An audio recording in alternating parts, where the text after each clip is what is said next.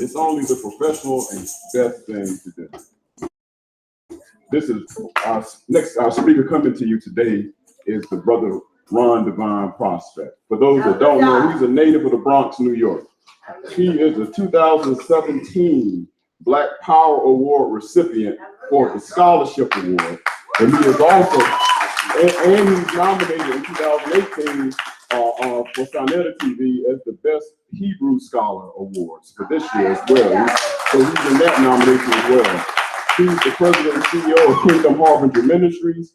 Ron, how many languages do you speak? No, seriously. Like what, 4?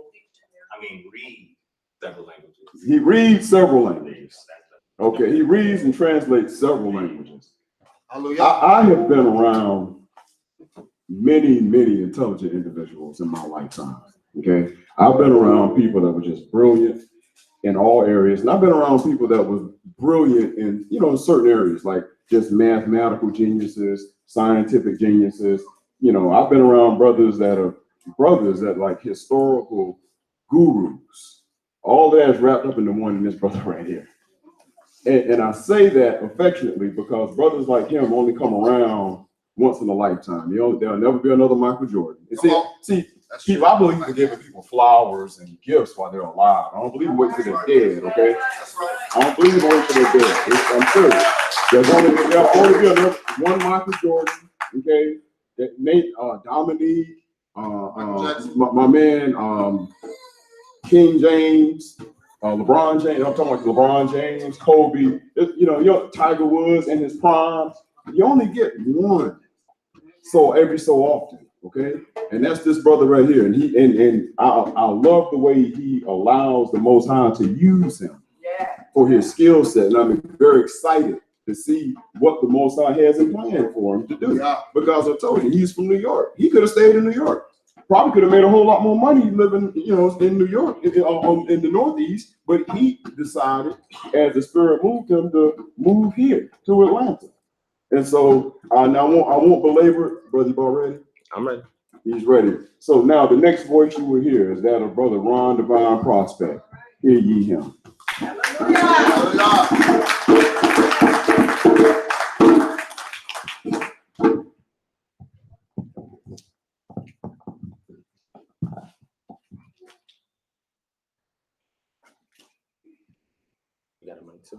And he's his own choreographer. He does his own music production.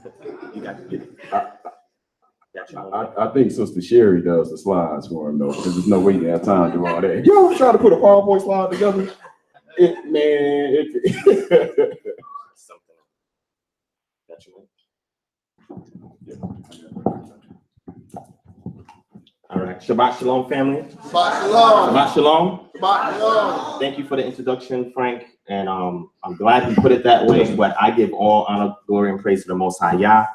Because if it wasn't for him, I wouldn't have no breath in my body to do anything. Right? So we got to learn to be servants. And like I do all the time, the best leaders leave behind an example. Forget what your name is, forget what your history is. What example did you leave while you were here on the earth? Come on. When somebody goes to your tombstone after you die, they're going to see the date of birth, date of death, and that dash in between. That's right. What did you leave behind? Come on. What's your legacy? Cain, Khan? What did you do? What did you do? Yeah, who are you? Come on, I don't want a conversation between me and Frank again. I want everybody to get involved. Okay? All right. So thank you everybody for coming along. How's it looking in there? Is it good? Can you see me on the screen? Yes, I do, but it's a little behind. Yeah, that's fine. It's a little delayed. Yeah, that's cool. All right. So unfortunately, earlier this year in February, we had an event called Black History Unplugged, right? Now,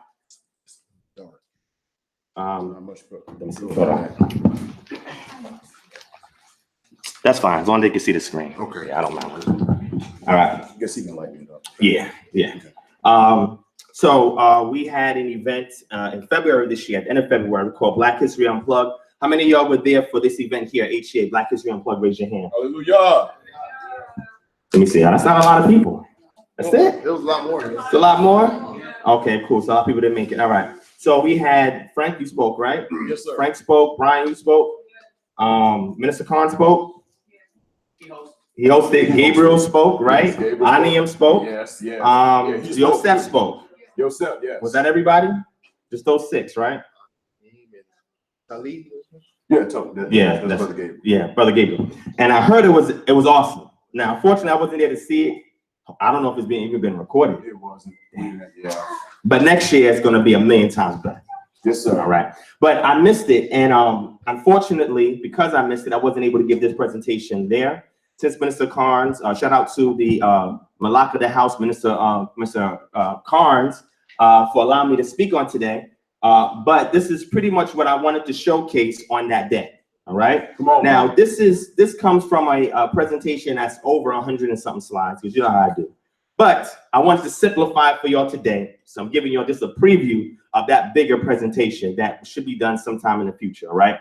But there's enough in here for you to get the gist of what it is that I'm trying to convey. All right. All right. Now we're going to get into this. And I got a question for y'all before we start. All right. How many of y'all in here identify as being a Israelite or a Hebrew Israelite or a Hebrew? Raise your hand. Yeah. Okay, that's almost everybody, right? Now, if somebody came to you and said to you, hey, you an Israelite? Yeah, prove you're an Israelite without using the Bible. How would you do it? Look, y'all getting quiet. Well, hold on. Let me say it again. Somebody walk up to you and say, hey, wait, man, I know about the Bible. I don't deal with the Bible. I don't rock with the Bible. Prove that you're an Israelite without using the Bible. Or use the Bible secondarily, but primarily show me something to prove to me that you're an Israelite. Well, what's up to look at the tradition and culture? Okay. Now, see, this is some people that be following me on Facebook and YouTube. Y'all don't count. I'm talking about everybody else. All right. Now, that's a very important question because we had to have multiple ways to demonstrate why we stand on what we stand on. King Khan. Now, I was here not too long ago. I think it was like 2 months ago or whatever. I did a presentation called Hebrew Israelite Apologetics 101. How many of y'all was here for that? Raise your hand. Right. And pretty much what I did was there's common claims that people make in reference to our worldview in which they try to tear it down, deny it, avoid it, evade it, deconstruct it, etc. And what I was doing was I was trying to showcase, oh, good looking, thank you. I was trying to showcase, to y'all how y'all can defend against these claims. All right. And this is extremely, extremely important because sometimes you don't know who you're going to face out there. And sometimes people may get one up on you because they've studied you. Right. How many of y'all know that we're being studied right now, analyzed, right? People trying to decipher us, deconstruct us. Shout out to my brother right there. I didn't even see that brother in there. Okay, so now I know I got to be on my P's and Q's. So the reason why I say that is because what I'm doing is I'm showing you one particular methodology in which you can utilize to verify that you are an Israelite. But I'm going to say this right now. This is not the same type of Orthodox paradigm that you're used to. Because what I do is, once I hear a particular idea, I do what's called epistemology. Well, how do you know what you know? How can you prove what you know is in fact true? How can you do that?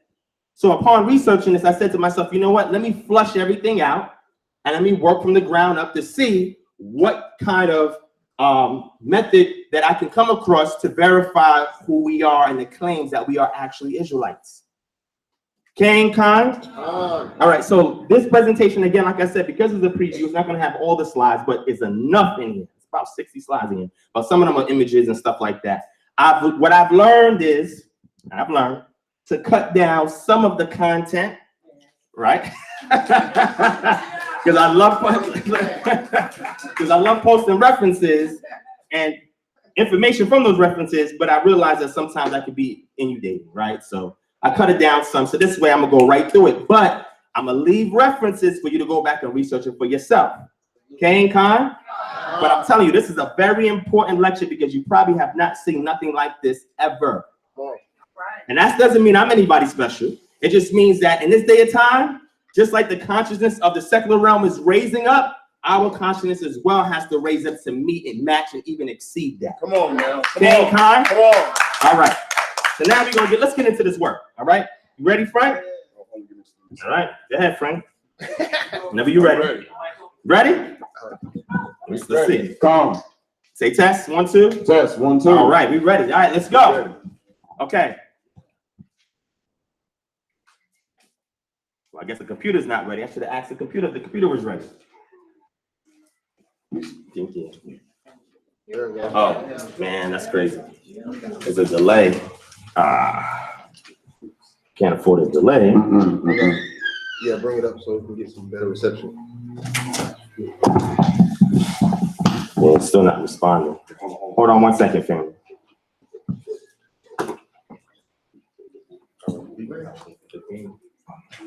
Is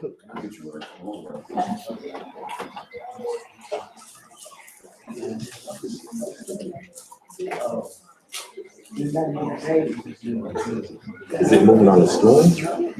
No, I'm pressing the thing. The screen's not responding. Oh. Let's see. What you need to do? Is it back? Yeah. You go back, you stay right there, right? So make sure this is not moving.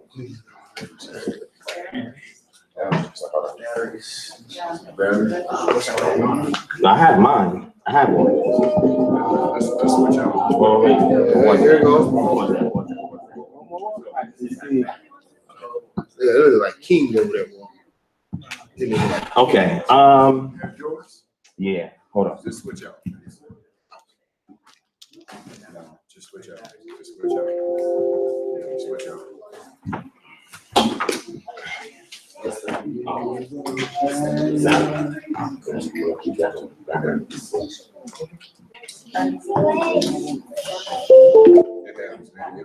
happens at concerts. Everybody just be cool. This happens at anybody went to a concert that you paid money for, it trust me, it happens. All right. There you go.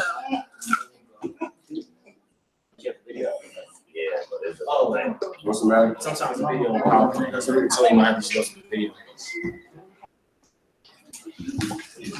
Might just go to the video.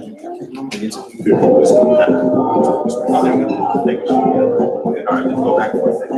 It's just, I think it's a little display. Let's keep it up there. Make sure that there's a connection. Okay. I have to go to it.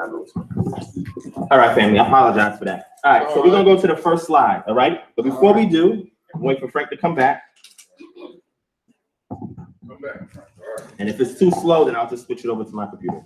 All right, Frank, can you read the title, please? Justin, 1, 2. Or go to the back. Go to the back row. You got him? Okay. All right. Go ahead, Frank. Read that for me. Unlocking the time capsule of the Israelite profile left in West Africa. Preview by DivineProspect. All right. Now, what is that right there, Frank? Ancient pre-exilic Israel. To be opened in 2018. It is a time capsule. Time capsule. Okay. All right. Let's get started. Now, before we begin, I want you guys to hear from people in West Africa themselves. Come on. Share something with y'all. All right? Come on. You turn it up. I got it.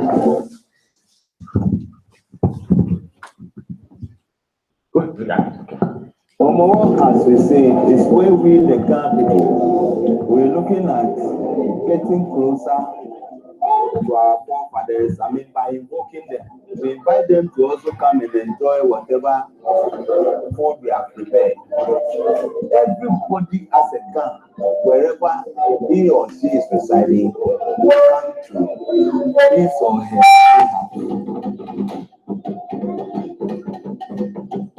We have certain houses where their prerogative is that they have to do, because the chief will come there, take some of the food, and go and speak up. Pay attention to what she's saying here. When the gods migrated from Israel to Accra, Ghana, there was hunger. From Israel to Accra, there was hunger. And when the hunger was over, we hooted at hunger by chanting shame on hunger, which translates to homo war, homo war, homo war. That's what she's saying in our dialect, hence the festival. Let's make the palm nut soup. Right? Oral tradition. Keep that in mind. The migration story of the people of the Adan days was that almost all the ethnic groups in Ghana migrated from somewhere before the early, let's say, 15th century. Okay. Our history goes deeper.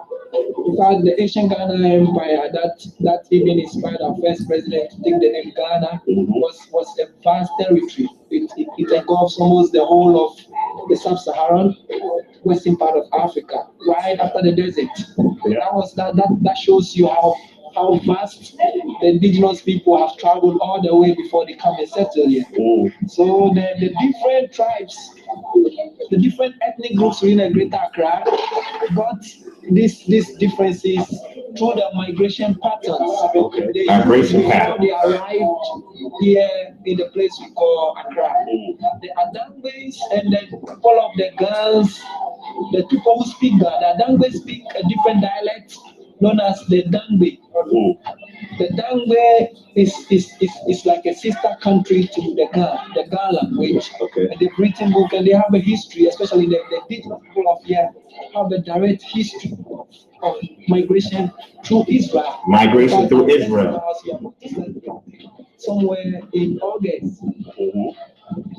It's celebrated known as Homowa with the Futin at Hunger. The Futin at Hunger. Some of the history of while they were migrating to this present state they call La. Now, Manuel, this has to do with migrating through a wilderness. They made a walk. They transited through before getting to Accra, Ghana from Israel. Palestine border, migrated all the way before they came to settle here. So I'm just telling you this to know how far we came from before we arrived here. Okay. Come on. Here it is.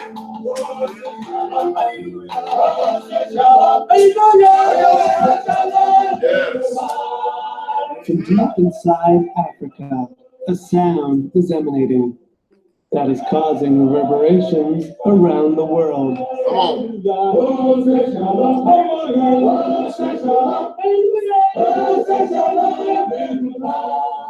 It's the sound of Judaism. Judaism is a misnomer, but we're going to get into that.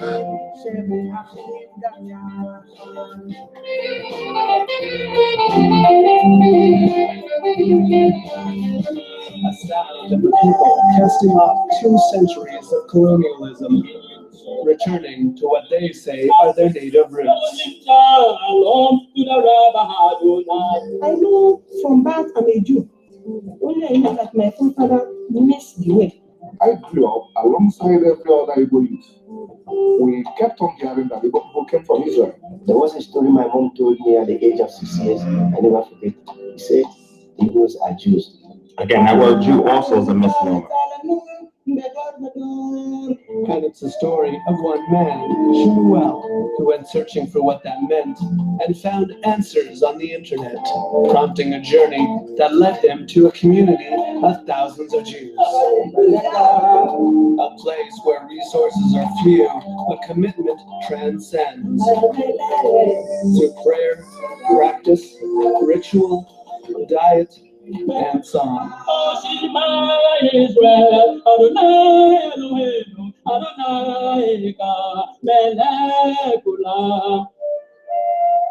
But this is also the sound of doubt from Jews in America. They would ask me, are you from America? I said, no, I'm a Nigerian. They say, you black? I said, yes. They said, no, it's not true. And rejection from family and friends. I am like an outcast among them. And in this volatile Christian-Muslim nation, doubt often turns to violence. This is the story of the Igbo, 25 million strong, a people once under siege by their very own government. Biafra declared its independence. And a people once captured and shipped across the Atlantic by the hundreds of thousands. A people who helped build America. And whose descendants are now discovered rediscovering their Igbo roots, raising questions of cultural identity for countless African Americans. Many African Americans actually do not know that they have Igbo heritage. The chances of their being Igbo is much more higher than their chances of coming from Ghana or from Western Nigeria. If you're from the right county in Virginia, you probably have a 60% chance of having Igbo ancestry. It's a story of the strength of belief, ancestry, and community. The Jews of Nigeria are re-emerging. And it's a documentary you can go back and get. Just type it in Google. You can. People looking for meaning in their And look, lives. it's another video. Go volunteer in Africa. I'm Gabrielle, one of those people. So I'm living my life in Ghana, but then I realized the Jewish New Year is just around the corner. And well, the thought of finding another Jew seems impossible.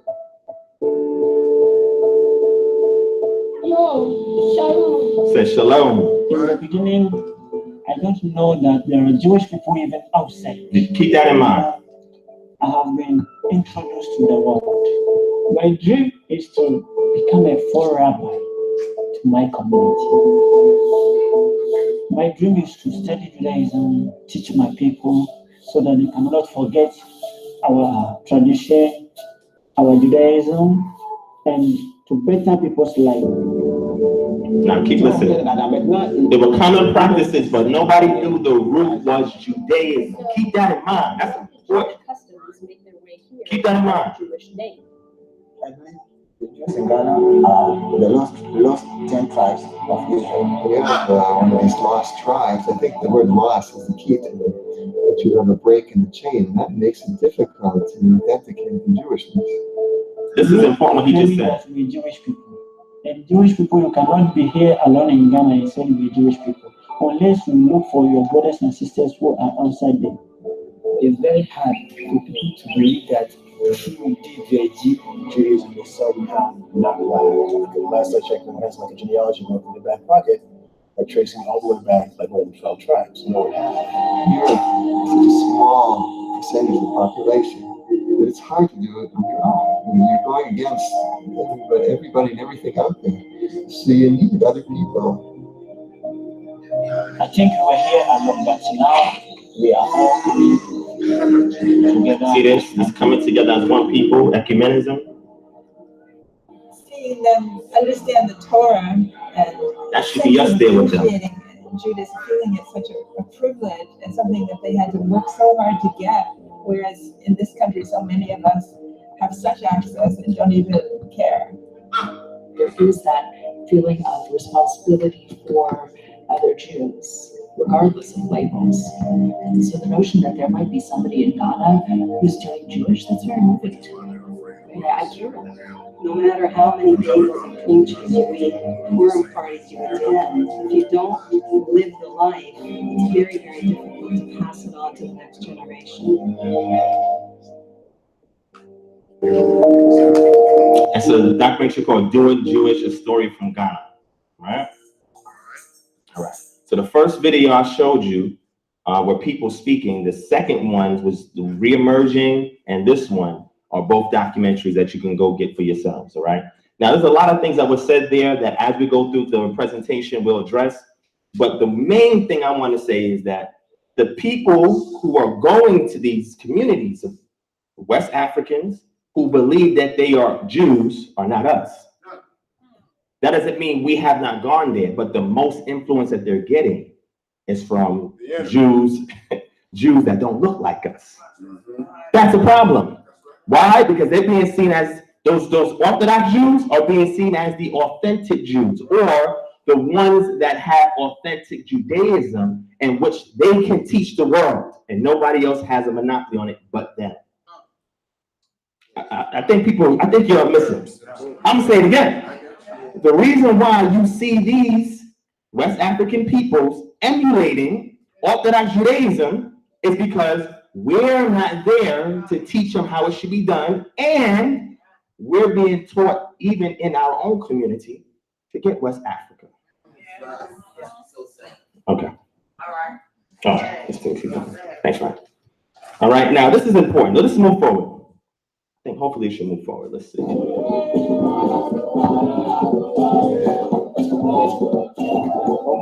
As we say, it's where we, the Ghana people, we look. All right. So what were the three? I'm gonna see if y'all can figure this out. What were the three West African tribes referenced in those videos I showed you? Igbo, Gadange, and what was the first one? I mean, the last one. The Sethwe peoples. Who are the Sethwe peoples? Do you know? What parent tribe are they from? The Akan. So we're not talking about the Asante peoples.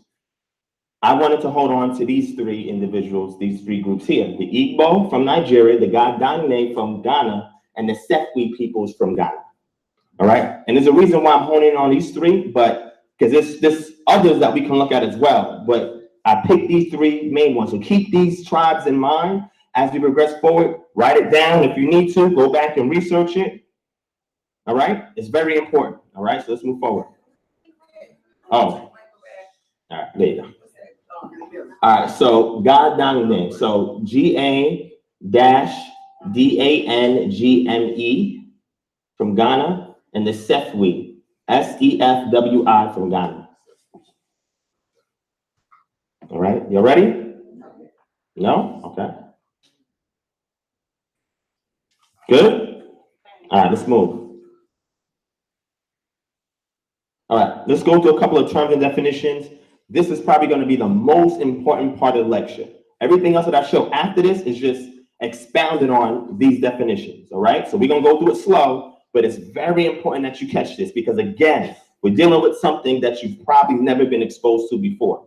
Okay, Khan? All right. Now, paradigm shift, all right? How many of you have heard that before? I think you put that in one of your lectures before, right? What's called the word paradigm shift? Yeah. How many of you know what a paradigm shift is? Raise your hand. Okay. What's a paradigm? What is a paradigm? Simply, a paradigm is a model for something. Okay, a model of how something should be done, how something should look like, etc. Right? And typically that model is used to reconstruct something, create something, fix something, etc. A shift is a change. So now the previous model that we were using only worked up for so long, but now it needs to change. And the reason why is because our worldview is coming under higher scrutiny. And because of such, we have to excel the scrutiny in which we're being placed under. Not run from it, not hide from it, not avoid it, not evade it, but know how to meet it head on. That's how you contend for your faith. And the faith that we're talking about is concrete faith, not blind faith. I don't know what that is. But look, a fundamental change in approach or underlying assumptions. So what you're about to see is a paradigm shift. And if we can encapsulate this after understanding it and learn how to implement, apply it, and convey it, the game will change. And now the naysayers will have to step their game up and scrutinizing us. And we'll have an advantage to keep stepping it up and keep stepping it up. Okay, Khan? All right. So Deuteronomy 28, I mean, that's been exhausted to death. I don't even use it no more. Right? You can, but I don't even use it no more. Did you hear what I said? Most of us have been trained, you gotta stick to Deuteronomy 28, just go into the curses, like you jump right over the blessings. Right. That's say if you keep the Torah, you can expect these things if you jump right into the blessings. I mean, the curses. That's crazy. And then even that word curse has to be re-examined. But let's move forward. All right, time capsule. How many of you know what a time capsule is? Raise your hand. Somebody tell me what a time capsule is. What's a time capsule? Anybody? Put some objects in, to be buried for a future time. So you said put some objects in what? Put some cultural objects. Cultural objects. In a box. In a box. And put it in, lock it up. Or lock it up and bury it for future time to do what? So that future generations will know. They can open it up and discover what the past was like. Okay, that's great. Good. all right? A container storing a selection of objects chosen as being typical of the present time, and present time meaning the time in which it's being stored, buried for discovery in the future, all right? So I'm just gonna tell you real quick why this is important. The reason why a time capsule is important in regards to what we're talking about is because most people, when they want to discover who are so-called Black, Negroes, African Americans, whatever, who want to discover who they are, you know what they do? You know what they do? They go right to the Ashkenazim. They go right to the Sephardim. They go right to the Yemenites. They go to all these other groups that do not have a shared experience with us here in America. You good, Frank? Did you hear what I said? So we jump, we skip right over West Africa. We go right to the east. I look for all these other groups that's practicing Judaism, or more specifically, Second Temple Judaism, and we look for them to justify how we should be. We go to the area we fled from. Right. Yeah. So yeah. So is it? Does anybody see something wrong with that? I don't think you do. Let me show you how fundamentally incorrect that is. So let's say, for example, I don't know what that feedback is. Can you turn it down a little bit, Frank? Maybe like this. I don't know. Yeah, you may need another mic. Well, I'll just give you my mic. So I'm gonna give you an example of how crazy that is, right? So let's say, for example, here in America, let's say I'm an East Indian, right? And I have a restaurant as an East Indian, right? So I start a small storefront restaurant, and let's say, for example, there's some recipes that I'm not familiar with, right? I'm not sure. So instead of me consulting back in India, East India, where I'm from, I go to a Chinese culinary specialist and I ask him, hey, can you give me this recipe for so-and-so that my people created? Do you understand? I don't think they understand what I'm saying. Simply because we are, you had to turn it around. Yeah.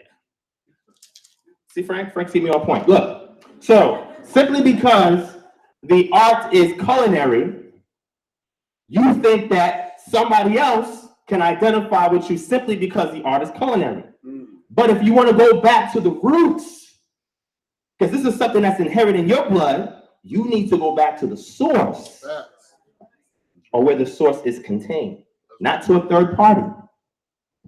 So we want to go back to the Ashkenazim and say, look, they stole our culture. They did? Are you sure about that? And then we blackwash it, and then we present it. Hence why we cannot be recognized, because that was designed for them. Okay. See, people, that's why when they say, oh, I'm a Jew. No, you're not a Jew. Right. That's why you can't be accepted by those Jews, because you're trying to emulate what they're doing. That's the problem. Your real culture is buried there, right there in West Africa, and you don't even see it. So for us to get back to our roots, we have to go back whence we came, and not just whence we came, where we've been at for over 2,000 years. Come on, brother. Okay, y'all missed that. Come on. Israelites have been in the continent of Africa, the interior continent of Africa, not just the tectonic plate edge of it in Northeast Africa called Israel, but in the continent of Africa alone, they've been in Israel. Come on. Did you hear what I just said? Let me say it again. Let's go back. Come on, go back. We've been in Africa longer than we've been in the land of Israel. But yet, we have issues and peace and problems with Africa, but that's what we've been for over 2,000 years. Come on now. And when they picked us up and brought us over there, we was in Africa. West Africa. Okay. So there's a time capsule there in West Africa that contains everything that we need to know about who we are, that helps us to better view where we came from and gives us even more clearer insight into the scriptures in which we read, because this is where we came from. Okay. Let's move forward. Come on. Let's go to the next one. All right. Forensic profiling. You do criminal law, Brian? Are you familiar with forensic profiling? All right. I went to John Jay College for forensic psychology, right? And the purpose of forensic psychology is, how do you reconstruct the behavioral traits, the identity, the patterns of a criminal? How? Through interviews, observing their behavior, their body language, their day-to-day routines. And the purpose of doing this is so that you can anticipate if you encounter somebody with these similar traits that, oh, that person is a potential criminal. Right. Because what you're doing is you're observing something, and from that observation, you're pulling data and you're reconstructing a profile. And now with that profile, you can use it to match against anybody else who has similar traits. So you can anticipate what their behavior may be in the future. Make it plain.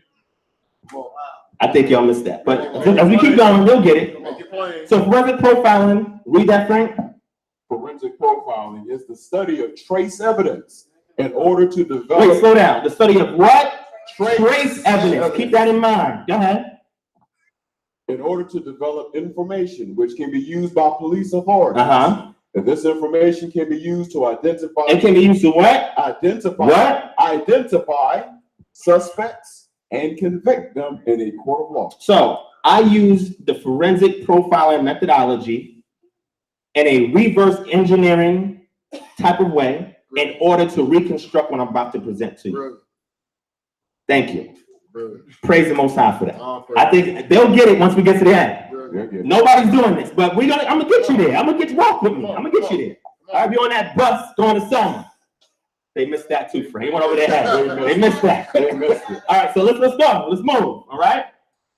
So, acculturation. Now, I want you to look at this. Can y'all see this image? No? Okay, so here you have a group of people, and they're called the migrants. Then you have a group of people here, and they're called the natives. And then in the middle, you have something that says contact. So once the migrants meet the natives and contact is made, then you get changes.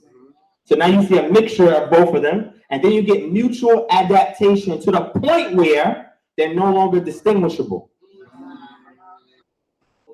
That's acculturation. Now, this is important now because a lot of people sensationalize Israelites in West Africa in regards to how do we know who we are coming over here. And a lot of those claims, when you put it under heavy scrutiny, it don't really stand up. Now, typically, I don't teach against that because I know that's a start to get our people into this walk and moving. But then after you get the fundamentals, you got to keep building. What does Hebrews chapter 6 say? Anybody know Hebrews chapter 6? Where it says we have to move away from what? The fundamental what? Anybody can grab it real quick. Because we're not doing that. We're staying stagnant. I keep advancing, and I keep bringing people along with me. And everywhere I go, I take people with me. But a lot of times, because people are so stuck in their comfort zone, they don't want to move any further. And then they come into attacks, and guess what? Instead of them confronting it, they leave. They go to some other religion, culture, whatever the case may be, because they can't defend it. Go ahead. Verse 1. Yeah, what is that? Hebrews chapter 6, verse 1. Therefore, leaving the principles. Therefore, leaving the principles. Keep going. Of the doctrine of Christ. Of the doctrine of Yahusha. Keep going. He left. Let us go on. Let us go on to perfection or completeness or soundness or wholeness. How? Not laying again. Not laying again. What? The foundation of repentance from dead work, and a faith toward the Almighty. Keep going. Verse 2. Of the doctrine of baptism. Keep going. And of laying on of hands. Keep going. Of resurrection. And of resurrection of the dead, which this weekend is, and eternal judgment. He said, leave all of that. Wait, hold on. Because once you lay the foundation, why do you keep going uncovering it and laying it down again? How many people buy a house and you say, you know what? Next year, I'm going to just demolish my house because I want to take the foundation and I want to put it back down again. And then I want to build a house back on top of it. Right. So things that we learn are so mundane in our community in Christianity, we never really advance forward. Because there's no paradigm shifts. People are afraid to be the first one to pioneer these things. And they'd rather somebody else do it to a point where it never gets done. So I'm willing to be the sacrificial lamb. And y'all can say whatever you want to say about me after this. But I'm telling you, once it sinks in, you're going to be like, man, that brother got a point. Just investigate it. All I'm doing is presenting information. You got it? Okay, acculturation is a process through which a person or group from one culture comes to adopt practices, or not really adopt per se, but I would say exchange practices and values of another culture. The key word is exchange, while still retaining their own distinct culture. This is important. This is the first phase. It often results in changes to culture, customs, religious practices, diet, healthcare, and other social institutions, changes, activities, etc., etc. So the first phase is acculturation, where migrants come to an area, and we can see this in America. America's supposed to be this melting pot, right? Right. Migrants come to an area, and they settle in the area. They still have their distinct cultural understanding, practice, and so forth, but because they're in America, which is not their native land, they come into contact with other native groups that are already here in America. And over time, they start to exchange practices, customs, ideals between one another, but they never lose their distinction. That happens in the beginning stages. Cain, Khan. So the Israelites migrated and made their way to West Africa, and they settled there for hundreds of years. In the beginning stages, we have acculturation. Okay, let's move forward. Cultural diffusion. Similar to acculturation, but cultural diffusion. And I have an example right here. How many of y'all seen that McDonald's movie that came out not too long ago with Michael Keaton? Have y'all seen that? Yeah. What's it called? I forgot the name of it. It's about the founding of McDonald's, and Michael Keaton was, huh? No, that's y'all being funny. But anyway, so an example of cultural diffusion is this. Cultural diffusion is, let's say a concept, an idea, a custom, a practice, a food, a beverage, or whatever is created here, and then over time, the person, company, corporation, whatever, migrates, or not, doesn't really migrate, but moves from here or leaves here and comes to say to Europe or Africa or something like that, and they bring with them an idea, a concept, a practice, a custom, culture, and they infuse it into those people there. And then what happens is over time, what was diffused into those people actually become part of their culture. Right. So McDonald's is all over the world. Cain, Khan. Now you may go to a different country and see different script, but it's still McDonald's. The recipe is still the same. Right. I mean, if you go to India, it may have a little more curcumin in turmeric or whatever, but it's a joke, right? But the bottom line is, it didn't originate from there. It came from somewhere else. But if somebody was foreign to India and they came to India and they saw McDonald's, they would assume that that's part of East Indian culture. That's right. That's right. And then you have things in India such as Bollywood. How many of you know about Bollywood? Bollywood is a play on what? On Hollywood. But if you was foreign to India and you came there, you would think that is an Indian invention. You wouldn't know the source of the origin that influenced or diffused it into their culture. Come on. Okay. We're getting somewhere. I see the foundation. Cultural diffusion is the spread of cultural beliefs and social activities from one group of people to another. Move forward. Enculturation, which would be the last phase. This is very important. I hope y'all writing this down. It's very important. This, to me, from my perspective, is the best way to explain how Israelites came from Israel. We're in Africa for over 2,000 years, and they finally made their way over here, and we can still explain that, hey, they're Israelites. Right. But how so? Because how do you explain the fact that a lot of the people that came over here did not have Jewish practices? You see people tell you, oh, I want you to show me somebody that came off a slave ship that said they were a Jew. They were practicing Judaism. They were not Jews, and we was not practicing Judaism. So you're not going to find that. So you're looking for something that's not there. Right. But if you look for the right things, you'll be able to answer that question.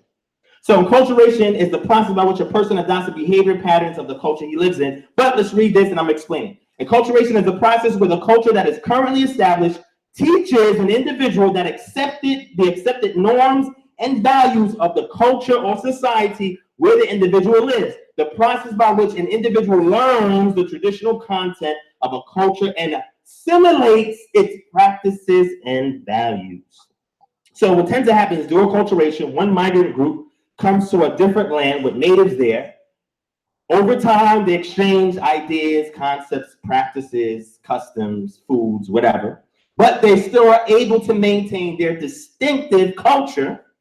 But through cultural diffusion, which can go one way or it could go both ways, now we start to see these customs and practices get infused into a group to the point where sometimes you don't even know who started it.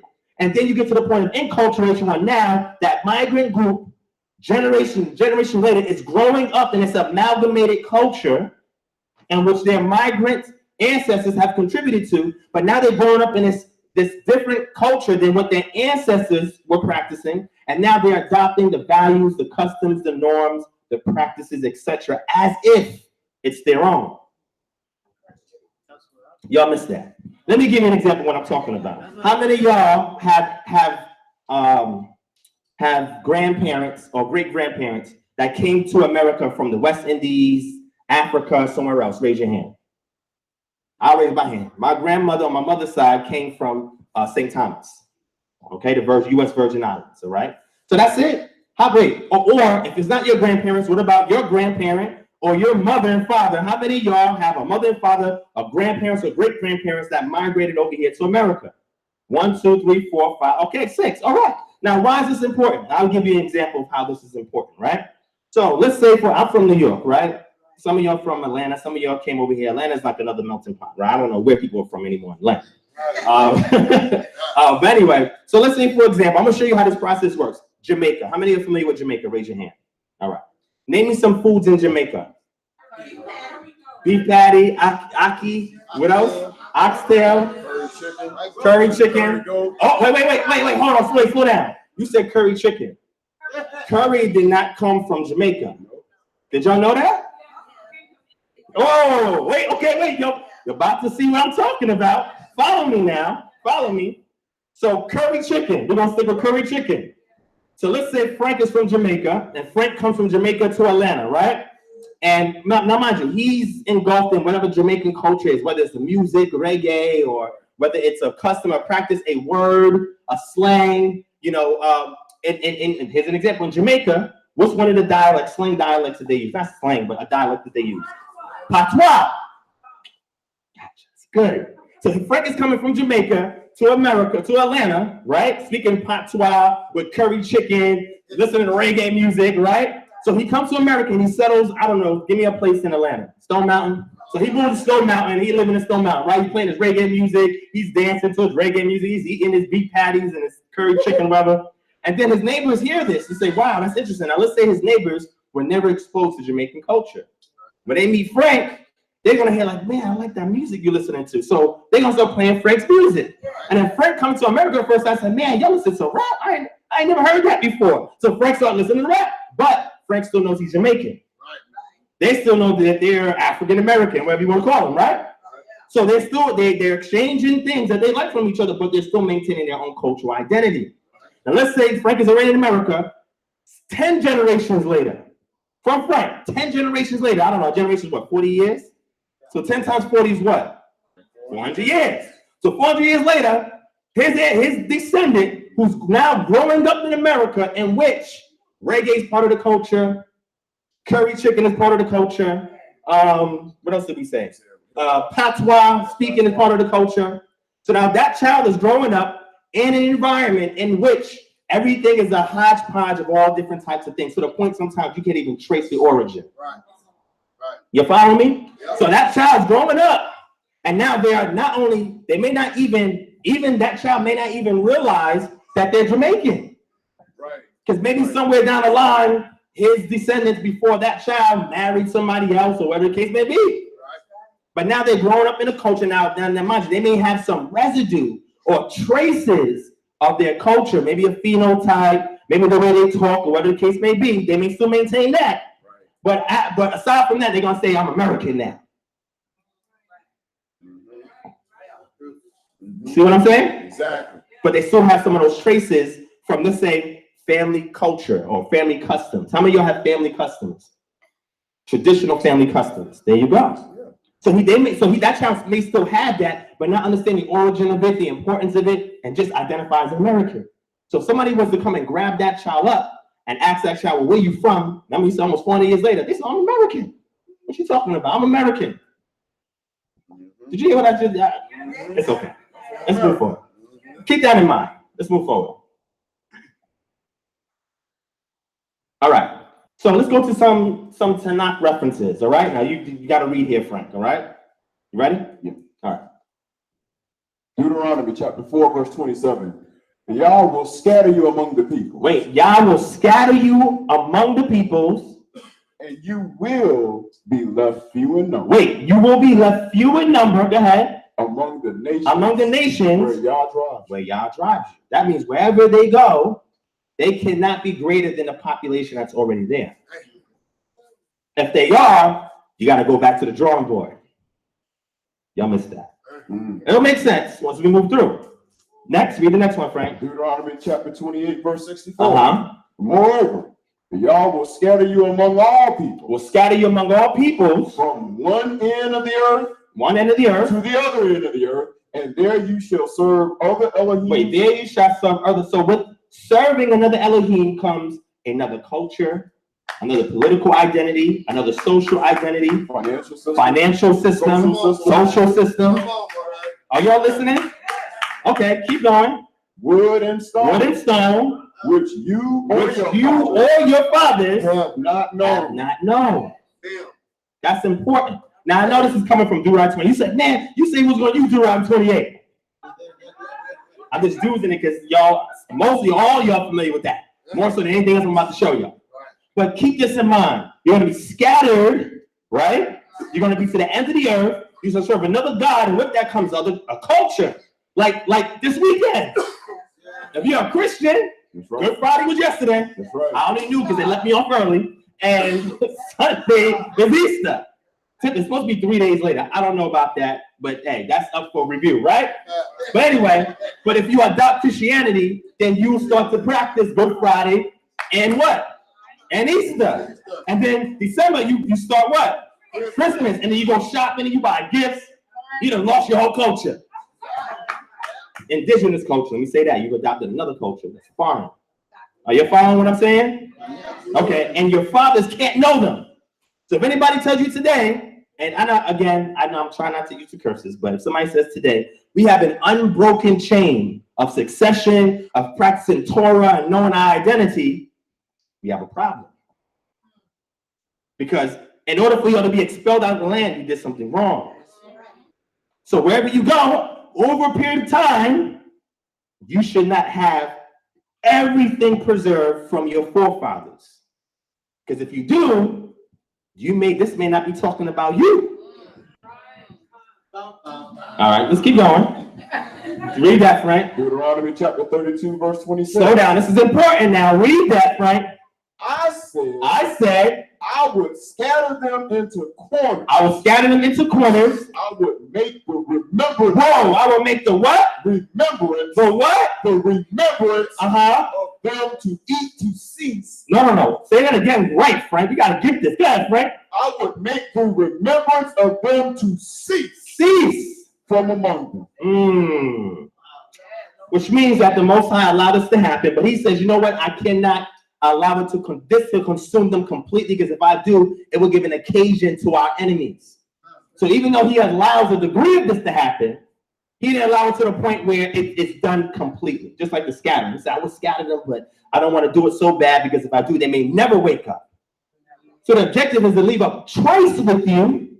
So in the given time, you'll wake up. But before that can happen, the remembrance of them cannot be there anymore. So when people tell you, yeah, we remember that we Jews and this and that from so-and-so, so-and-so, so-and-so, I'm like, oh, that's interesting. Why'd you get kicked out the land? What you doing in Germany right now?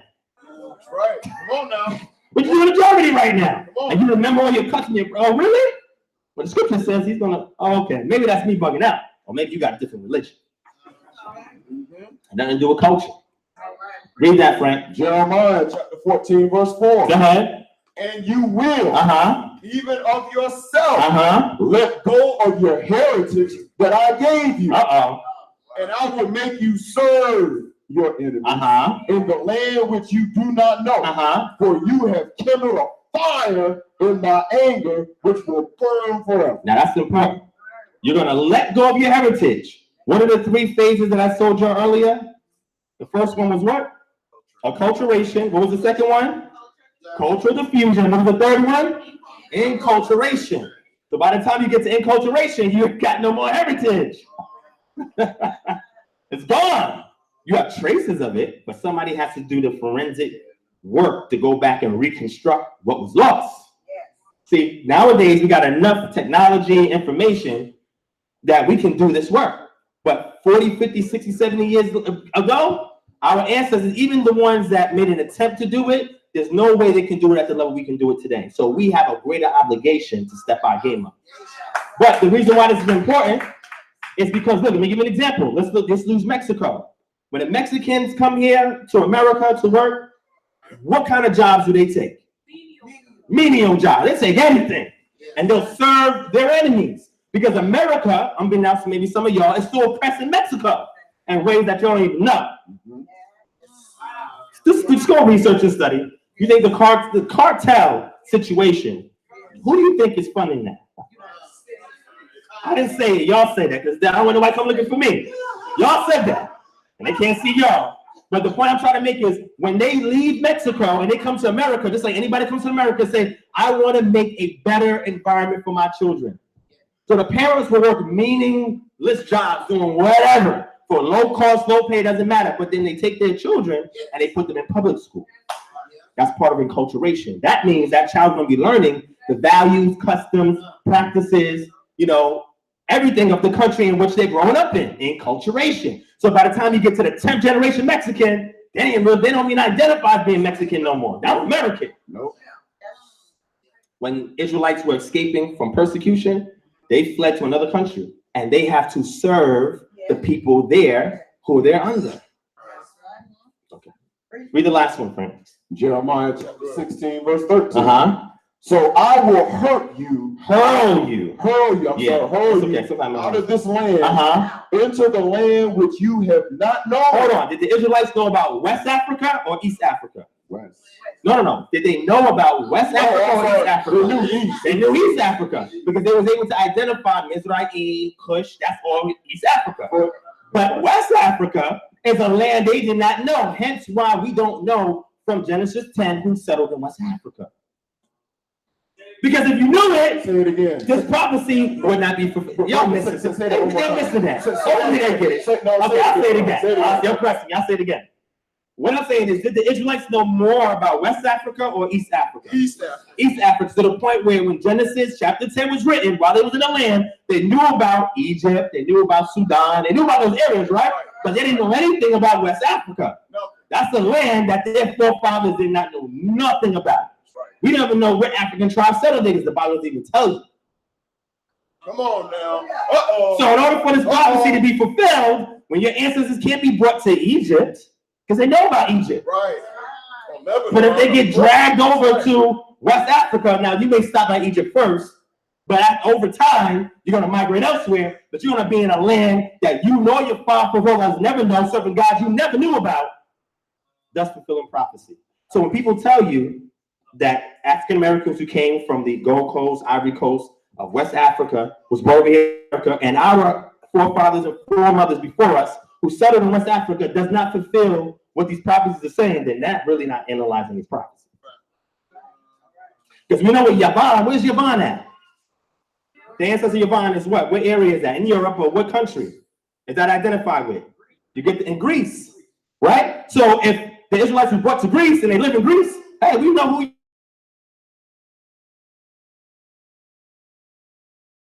where that is at. So at some point, this is going to happen. All right, let's move forward. Let me not hang up on it. Look at this. Population of Jews, quote unquote, in Africa. Look how small this is. Do you see these numbers here? The biggest number on here is 1,648. That's the biggest number.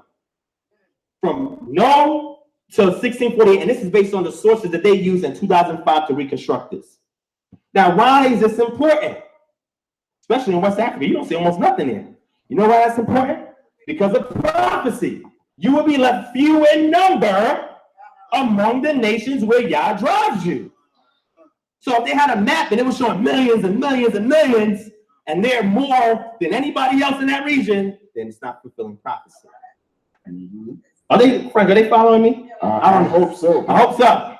I hope so. But look what happened. But look. Now today, if we look at the statistics of those who identify as African American, those who identify as Caucasians, Which group has more people here in America? Caucasians, by a substantial amount. So we're still few in number. Okay. Igbo deities. Agwu is a trickster god, similar to the Akan god Anasi, and the Yoruba god Isu. The trickster is considered capable of being either sex at any time or neither sex at all. Respected and feared, Agwu is capable of sowing confusion in the mind of even the clearest reasoner. We didn't know a deity like that. Okay. Agwu Insi. Agwu Insi is the god of health and divination and medicine man. He is used by the Igbo to explain and understand good and evil, health and sickness, wealth and poverty, and fortune and misfortune. We did not hear of a deity like that. Okay. Aya Najoku. Aya Najoku, also known as Ife Jioku, is a goddess responsible for yams, which were an important ingredient in the Igbo diet and the women who cared for them. In many parts of Igbo land, rituals are made in honor of the yam deity. A Hanjoku festival is celebrated a full moon before the New Yam Festival. Was we eating yams in Israel? No. So we wouldn't have known who this deity is. Are y'all following what I'm saying? You sure? All right. We were eating cucumbers and fish out of Egypt. Yeah. Chukwu. All right. Chukwu, transcending the multiplicity of gods, is a high god called Chukwu. Have you ever heard of Chi Ukwu before or Chukwu before in the Igbo culture? All right. Whose name may be translated as the Great Spirit. Chukwu is an all-powerful, all-knowing divinity that make up the cosmos as well as all the minor gods that make up the Igbo pantheon. Chukwu is not believed to have human attributes, but it's often referred to as he. So there's some similarities here. Chukwu is believed to inhabit the sky. Another similarity is often associated with the sun, which is believed to be God's eye on the earth. So there's some similarities and some distinctions. So we may have known of some entity that will be called in Igbo culture as Chukwu. But Ekwensu is a god of war, and Alusi, which is a deity or could be a deified ancestor or something of that nature, of bargains and a trickster, feared as much as Chukwu is respected. Ekwensu is the Igbo evil spirit, much like that of the devil in other religions. Ademili is a river or sea goddess of the Enobi in Anambra state in Igbo land. Ademili is also known as Eke Mili, meaning python of the sea. Now, we've heard of some python of the sea in our culture because you have some entity that's in the waters. What is the entity in the waters called that we hear a lot in the scriptures? Leviathan. Leviathan, right? A story relates that when a child is born in Idemili, the short python crawls to the place where the baby is kept and curls around the child harmlessly to the admiration of the parents of the little child. Now, for those people who ask me questions, and some of you probably watch maybe in here, about what is the significance of snakes in my dreams or something of that nature. Well, you got to examine this and see this relation in regards to Israelite culture, but that's another discussion. But these deities, the Israelites did not know these deities. But through a process of acculturation, cultural diffusion, enculturation, now becomes part of their culture. Okay? You got to open up the time capsule. Now, if you want to learn more about those deities, this is a book called The Encyclopedia of African Religion. Editors Molifi Kete Asante and Ama Mazama. And if you're interested in this, let me know and I can send it to y'all, all right? But this is so you can go back and see these deities from these three earlier tribes that I mentioned. What are the three earlier tribes that we talked about? You saw Igbo there. What's the other two? Gadande and the other one? The Sefwi. All right. All right, historical references. Let me go through this real quick. All right, here's an example of the migration route. Now, this is the reason why this is important, and I'm gonna move on, is that there's two distinct migration routes. You have the trans-Saharan, the North or trans-Saharan route, and you have the sub-Saharan route.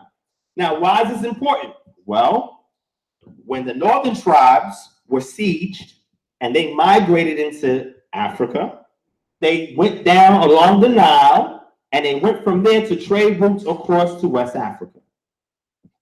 Did you hear what I said? Now, this happened in anywhere from 721 to 640 BCE. During that period of time, you had these heavy migrations into Africa, and then hundreds of years later, then they started making their way along to West Africa. Some of them went straight south and became what some people call the Beta Israel or the Lemba tribe, etc. And the rest went went west. Now, after 70 AD, keep what I'm saying in mind. Now you have a siege in Israel. Then you have two other, what they call the First, Second, and Third Jewish War, which is forcing thousands, not millions, but thousands of Israelites, remember we gotta be few in number, into Africa, but now they're taking the Berber route to the north. And they go and they settle at places here in the north. And then over time, because of political stresses, and when we get 1492, now we have an amalgamation of Moors, which is Islamic, and Sephardim in the Iberian Peninsula, which is Spain and Portugal, that are now being kicked out. Are you listening? Forced into North Africa, and then they make their way through the trade route south across the Saharan desert, and now they settle in here in West Africa. But they have an agenda. That agenda, because they haven't been in this land long, is how we're going to make money. The northern tribes, they say, hey, we're going to take whatever meaningless jobs we're going to take just to survive, and we're going to settle here and be a people. But they came in here, the Sephardim came on an agenda. And some of those Sephardim was involved in the transatlantic slave trade as far as financing it. It's different. But people want to identify with being a Jew. So let's move forward, right? Because remember, if I'm from the northern tribe, can you call me a Jew? If I'm from the northern tribe, can I be identified as a Jew? Yes or no? Absolutely not. No. Do you know the origin or the etymology of the word Jew? What word does it come from? Yahud, Yahudi, Yahudim. And who's that referencing? Judah. Not just Judah, but anybody that lived in the Judean province of the Roman Empire. So there's Edomites in there. Okay, let me. Some of y'all got scared real quick. I see your faces. Whoever lived in the province of Judea during the Roman Empire's time was considered a Jew if they were practicing Second Temple Judaism. Did you know there was a mass conversion of Edomites during the Grecian captivity? I'm going to leave that alone. But the point I'm trying to make is this is where you find the Jews that are then making their way here. So when people say, well, show me a Jew, by the time they get here, they have what's called Second Temple Judaism, because after the temple was destroyed, when the northern tribes fled, the temple was reconstructed after 70 years in Babylon. 70 years in Babylon is important, which means now you're coming into contact with another culture with different cultural values, ideals, and practices and customs, coming back to rebuild the temple, the walls, and everything like that. Now you're a different people. Not entirely, but somewhat of a different people as far as cultural memory. That's very important. Things are now being reconstructed because now you're coming back and the Persians are there. Because before you left, it was just your people. Now different people is there.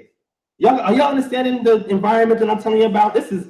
People are missing this. So now you get there, you're selling, now you have a form of what you would call ancient pre-Israelite Israelite customs, but you've already been in contact with other peoples in captivity and you've adopted their ways. So that means what you have is not going to be pure anymore. Okay, people miss that. So those people who are practicing Second Temple Judaism was led all the way up to the Pharisee period when the Pharisees was expelled after the last council by Hillel II and they was expelled out the land. The Pharisees said, hey, look, we got to keep our culture. So they wrote down the Mishnah and the Gemara and they compiled them in the Talmud. You have two types of Jerusalem and Babylonian Talmud, and that became their culture, their cultural identity. A lot of the Mishnah were rulings that were done during Greco-Roman times to reconstruct the oral traditions. Are you listening to me? But they were reconstructing it based on a different environment in which they lived. So their ancestors who was indigenous and sovereign, they would have settled things a little bit differently than the ones who are not sovereign no more, and now was already amalgamated with another group of people and came back. So you're only going to notice a Jew if they're practicing some resemblance of Second Temple Judaism. But what if they have additional practices that ceased when Second Temple Judaism was established and you no longer see it anymore? Okay, let's move forward. Y'all gonna get it. I'm not gonna read all of this, but this is a book called The Quantum Vision of Simon Kimbangu, and this is a very interesting book. This is somebody that was converted. Well, I read A True Story of a Barefoot African Peasant with Mission Impossible in Colonial Africa, right, by Dom Pedro V. I want you to go back and read this. Pretty much this is somebody who was indigenous African that was converted, and because he was converted, he then became a missionary. He wanted to convert everybody in Africa. So this new religion he adopted. That's very dangerous.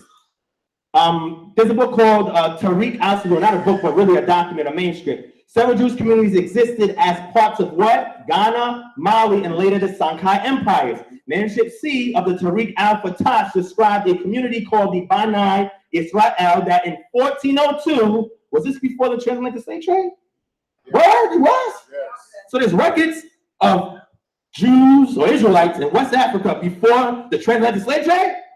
I thought people told me that all of them were converted by Christianity. And Sephardic Jews who didn't start making their way there until after 1492, and then Ashkenazim came much later. So there were Jews or Israelites there in that region before then, and we have a manuscript that proves that. That's very interesting, gang. It's very interesting, gang. Okay. The B'nai Israel is similar to the B'nai Israel of Nigeria, and very similar also to the B'nai Ba Israel Israeli. I think that's what it's saying. Sorry. In Kikongo, meaning children of Israel. European missionaries arriving in the land in the early 15th century called their religious practices what? Traditional religion. Y'all missing that. So now these Christian missionaries are coming there and they're looking at these Jews. I wonder which Jews they're looking at, and they identify what they were doing as traditional religion. But why is that? Why is that? Somebody tell me why is it real quick so I can move forward. Go to the next slide. Why is that? However, they identified their religious practices and heritage with the Jews, those indigenous Jews that was living there that came into contact with these 15th century European missionaries. It says they include their traditional sacrifice of animals rituals, so they would sacrifice animals by the presiding male of each village or of a group of villages for purification, especially during times of sickness. According to Nair in 1975, in early history of Nigeria, the Efik people were often referred to as Efik Iborutu, Iborutu being a term that came into being as a result of the corruption of the word Hebrew, even though it wouldn't be a corruption of the word Hebrew, but it depends how you look at it. It's Hebraica is where Hebrew comes from, and that's not the same words that we find in the scriptures, right, in the Hebrew manuscripts.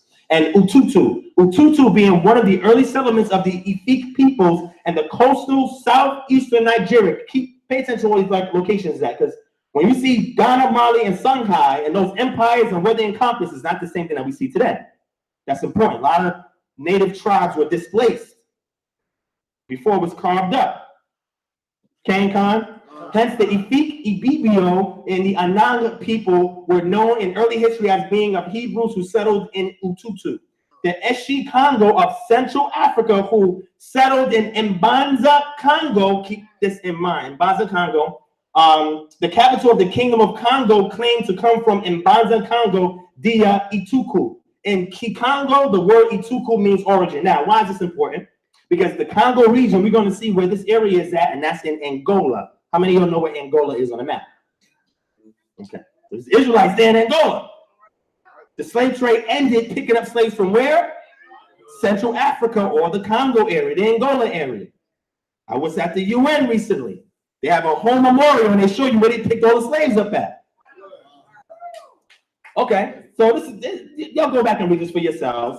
But there's a book called Corpus of Early Arabic Sources for West African History. And if you read this, it'll tell you the Arabic historians who were looking for booty and slaves and trade. It's like West Africa was the wild, wild west for these Arab settlers that was coming into Africa. But the reason why it's important is because they identify in here for you the presence of what we call Jews there before European contact. Why is that important? Because people will tell you that everybody who was in West Africa who claims to be an Israelite, oh, they converted when the Europeans got there. This book shreds that. And this was a reference to the manuscript I mentioned earlier, Tariq al-Fatash, the Timbuktu Chronicles from 1493 to 1599, English translation of the original works in Arabic by Al-Hajj Mahmud Kati. All right? If you go back and look at this, you'll go back and see that manuscript that's mentioned here that tells you that there were Jews in the Ghana, Mali, and Songhai empires. So there's Israelites all over there. This is before European contact. Keep this in mind. This is very important. This throws out the window all these arguments that's being commenced against us. All right, let's move forward. I don't want to take up too much more time. But how many of you know about the Berlin Conference of 1884, 1885? Raise your hand. This is when Africa was carved up. That's right. See this? Look.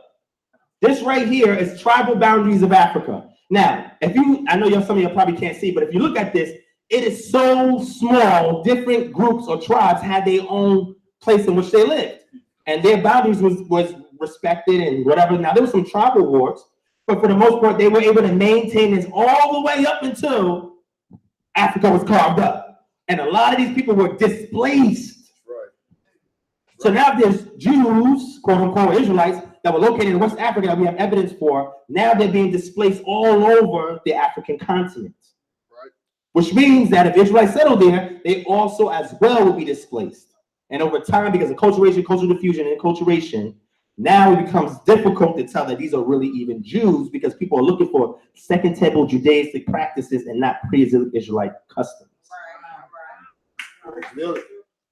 I'm gonna bring this up. Just read this. This is fetishism in West Africa. A fetish was when Europeans were going to West Africa and they would outline all the practices that the Africans did that they didn't do, and they were categorized as bad, evil, wicked. But the purpose of some of these first missionaries was not to convert the locals. You can't just go in and convert somebody. No. The Europeans didn't have strength or power like that. They had to first get intel and observe them and study them and look at their practices, their customs, things that they value, and find a way to infiltrate them so we can convert them. And now we can take their resources, right. Whether it's people, gold, ivory, whatever the case may be, all of that. So one thing I want you to realize is that this guy, whose name is Reverend Robert Hamil Nassau, was one of the missionaries that went into Africa, West Africa and the Congo, and he studied our people. He just studied them. That's all he did. But then he started, and he's a doctor, a medical doctor.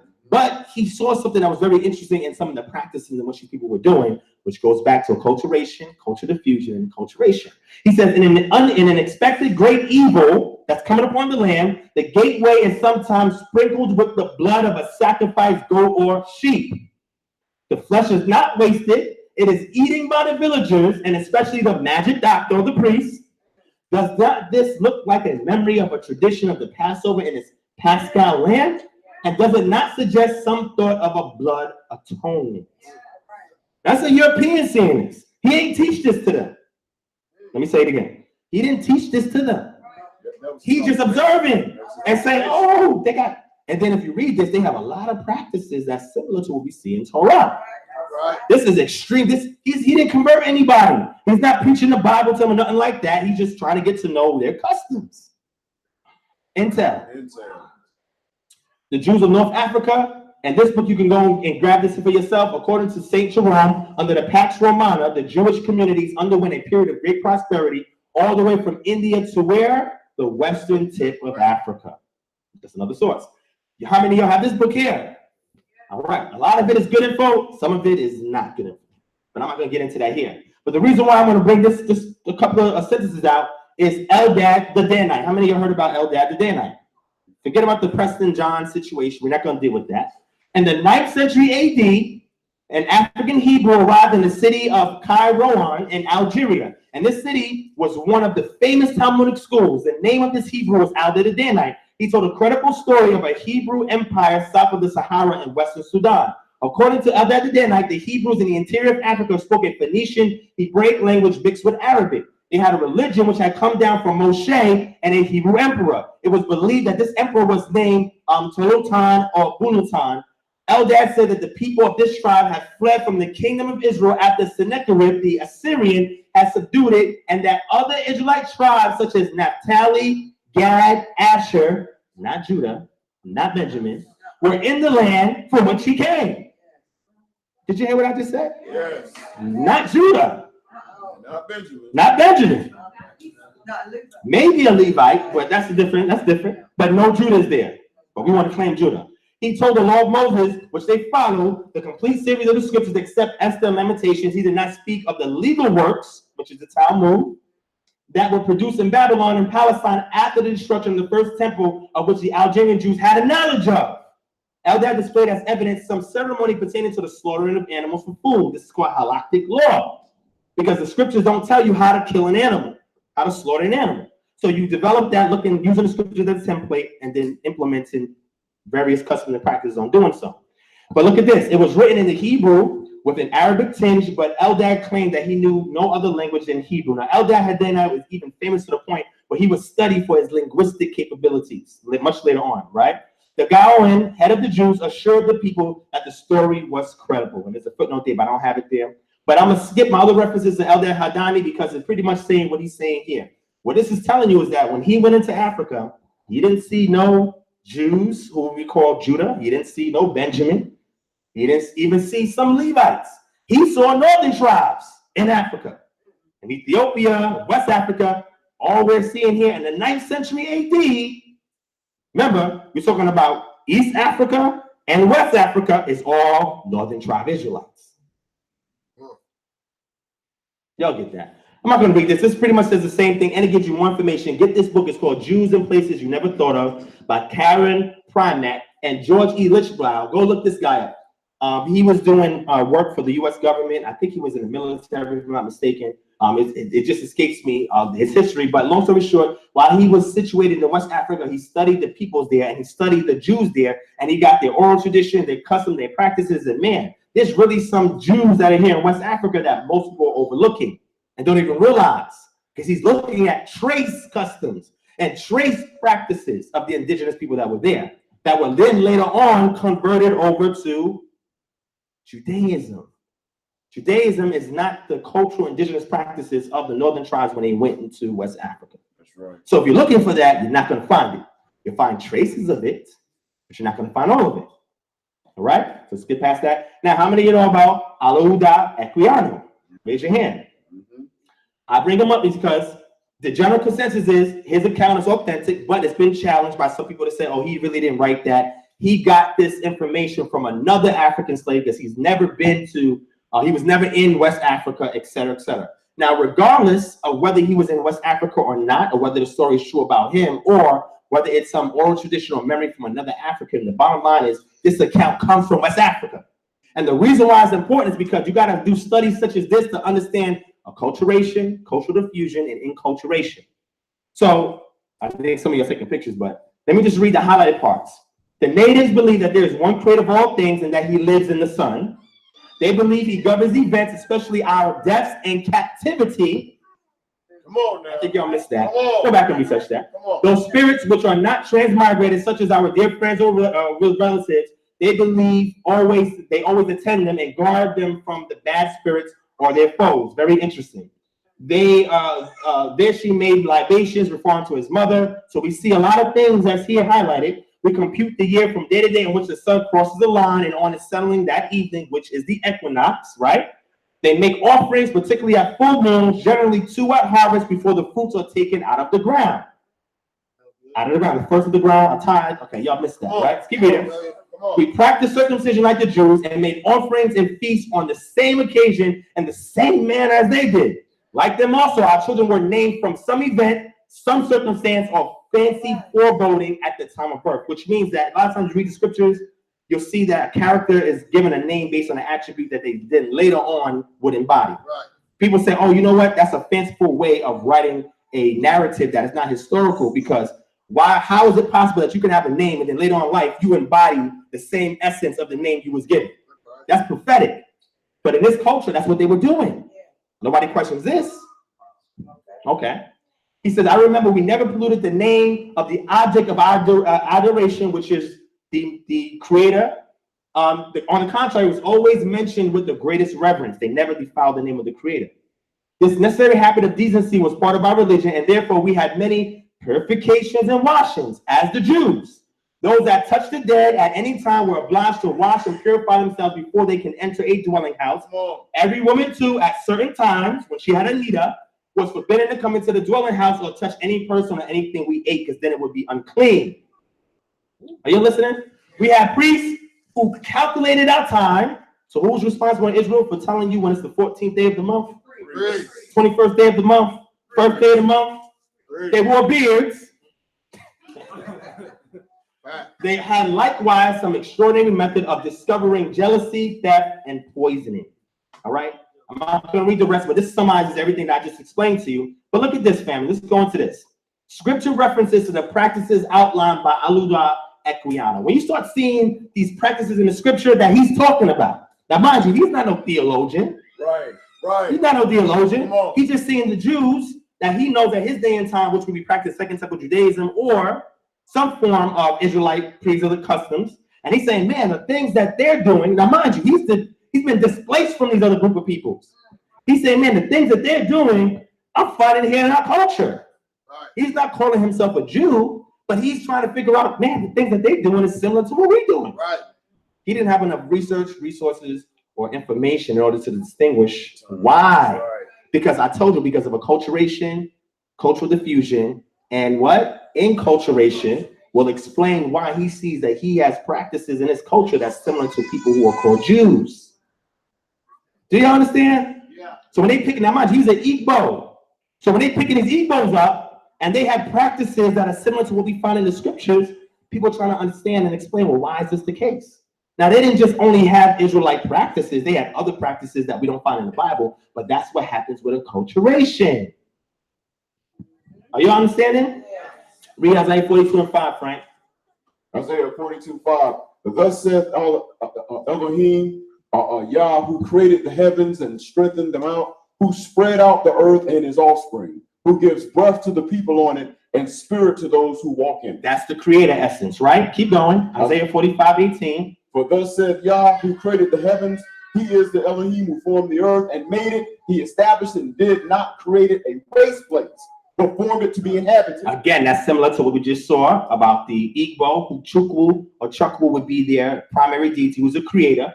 Psalm 84:11 says what? For Yah Elohim is a son. He's a son. He's a son. But didn't they just say previously that they believed that their deity resided in the son? True. But we see in the scriptures that also Yah is identified with the son. Come on. Shine it. People missing that. Go on to the next one, Frank. Psalm 91:11. This is tutelary spirits. For he will give his angels or messengers. And angels is incorrect. It should be malachim, which could be divine messengers. Go ahead. Charge concerning you. What? To guard you in all your ways. And what? That they will bear you up in their hands, that you do not strike your foot against a stone. That's when you hide yourself in the shadow of the Almighty. Read Psalm 91. I love that song. But what is it saying is the Most High is sending spirits to guard over you, protect you, and watch you. If you're his elect, who's hiding in the shadow of the Almighty. So remember, this is what they believe too. They believe that their ancestors who died, or there were spirits that were sent to watch over them. This is not foreign once you start to reconstruct our real culture. That there's actually spirits that are assigned to watch over you. Over time, some people identify them as their ancestors. But there are spirits that the Creator has already given charge to guard. This is why when Yahushua was being tempted of Hashatan, he said, yo, throw yourself down, yo. You got spirits to lift you up. Right? Prove it. That's not how it works. This is not so you put yourself in harm's way to test the Most High. This is if you're doing the righteous thing and something happens or comes against you, you have protection. That's right. That's how it works.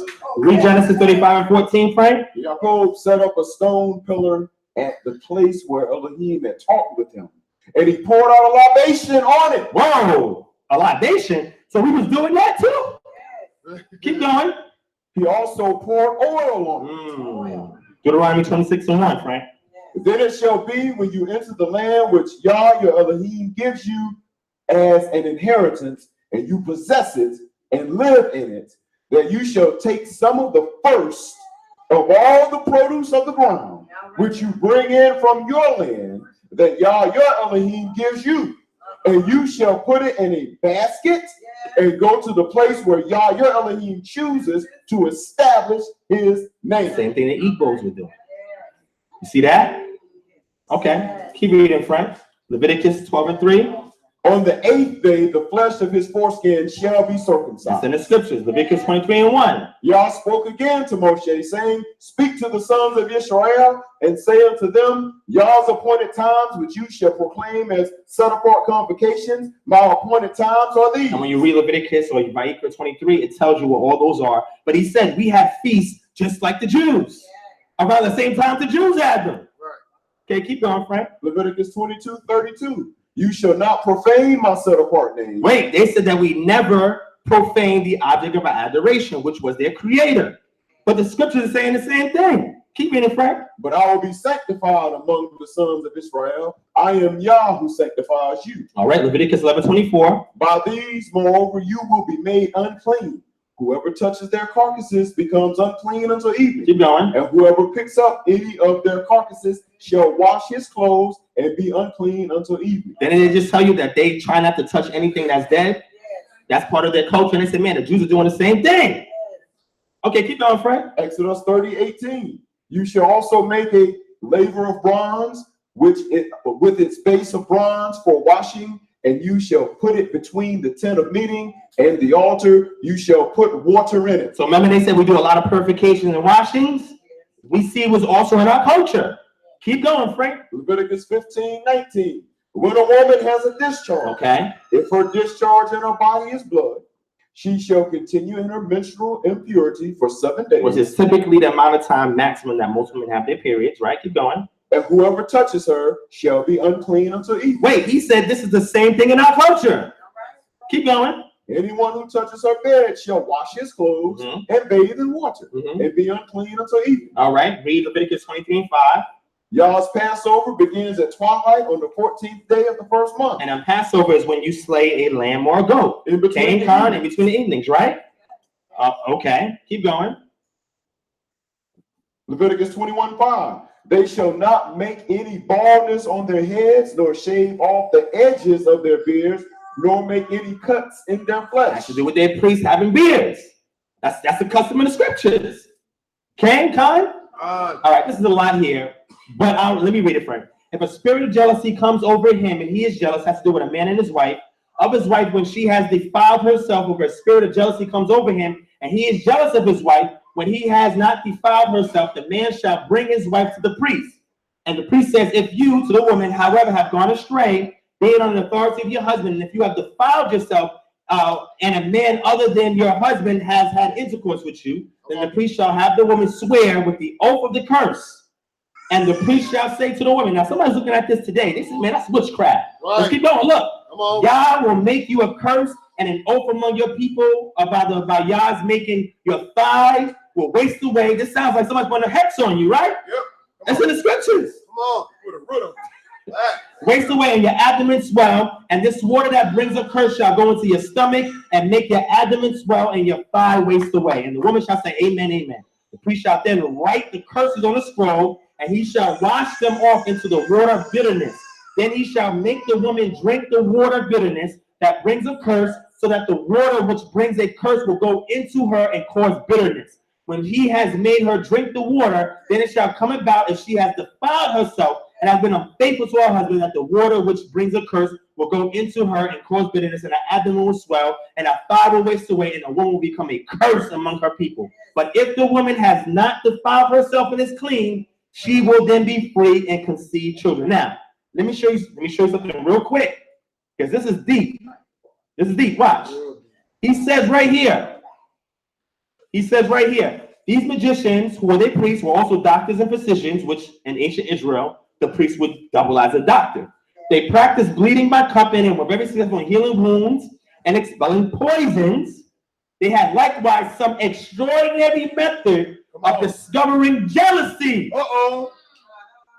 The success of which no doubt they derived from their unbounded influence over the credulity and superstition of the people. I do not remember what those methods are, except that as poisoning. I can recollect an instance or two, which I hope it will not be deemed imperative here insert, as it may serve as a kind of specimen of the rest. So they didn't know how they were able to do this, discovering jealousy. It was an extraordinary method. They didn't know how it happened.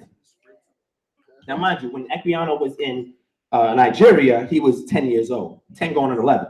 So he only remembered what he could remember. Like any of y'all have a 10-year-old son, whatever you can remember about whatever you raised them is what he'll recollect when he gets an adult in his 20s. But what he's saying is we don't even know how they knew how to do that. But when you go to the scripture, it gives you instructions on how you can discover jealousy.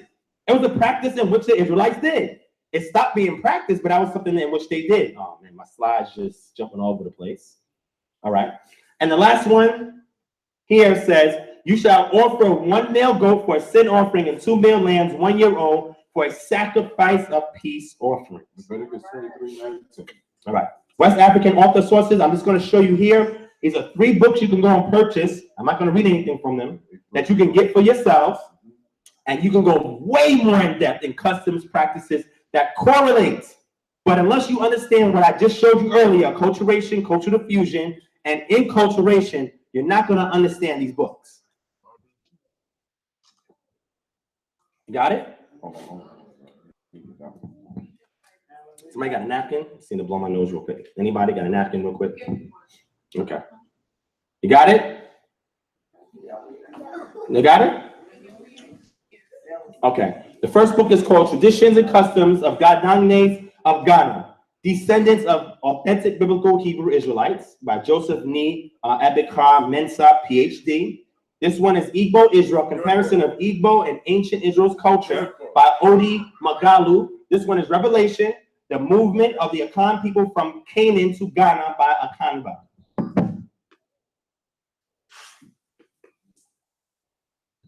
Now, you remember the three groups that I mentioned to you earlier? I mentioned to you about the Ghanaian peoples, about the Igbo peoples, and the Sefwi peoples. So all of these three books refer to those individuals of those tribes. All right? Now, this organization, ISSAJ, the International Society for the Study of African Jewry, I have to renew my membership. But they have gone through all of Africa, and they were trying to authenticate their Judaistic practices to see if they are actually Israelites who migrated there or if they were converted. All right, now when you read this work, you have works that say yes, they were converted, and some say no, it was authentic. But what they did was they grabbed all the ethnologists in the world, the people who study religions, people who study language, and they got all these scholars together and give their papers on their studies of African Jewry to see if it's authentic or not. So there's a publication called African Zion, which you can buy, in which they sum up a lot of those discussions, but they have several conferences. They had 3 so far, and several papers have been referenced and books that you can get from those lectures that were given is in the bibliography section of this website, ISSAJ. This is extremely important because I try not to be biased. I look at the pros and cons before I come to a conclusion. There's a lot of cons in here. But the reason why there's a lot of cons is because they don't understand ancient pre-Israelite culture and acculturation, cultural diffusion, and inculturation. I'm working on a paper to submit to them that explains everything that I'm showing y'all right here. This fixes a lot of problems, all right? The Igbo peoples, we see here, one thing I want to point out here is that there's an organization called the Igbo Bene Israel Jews of Nigeria, and what they list here is the 3 different lineage types where they say they come from, and Judah is not there.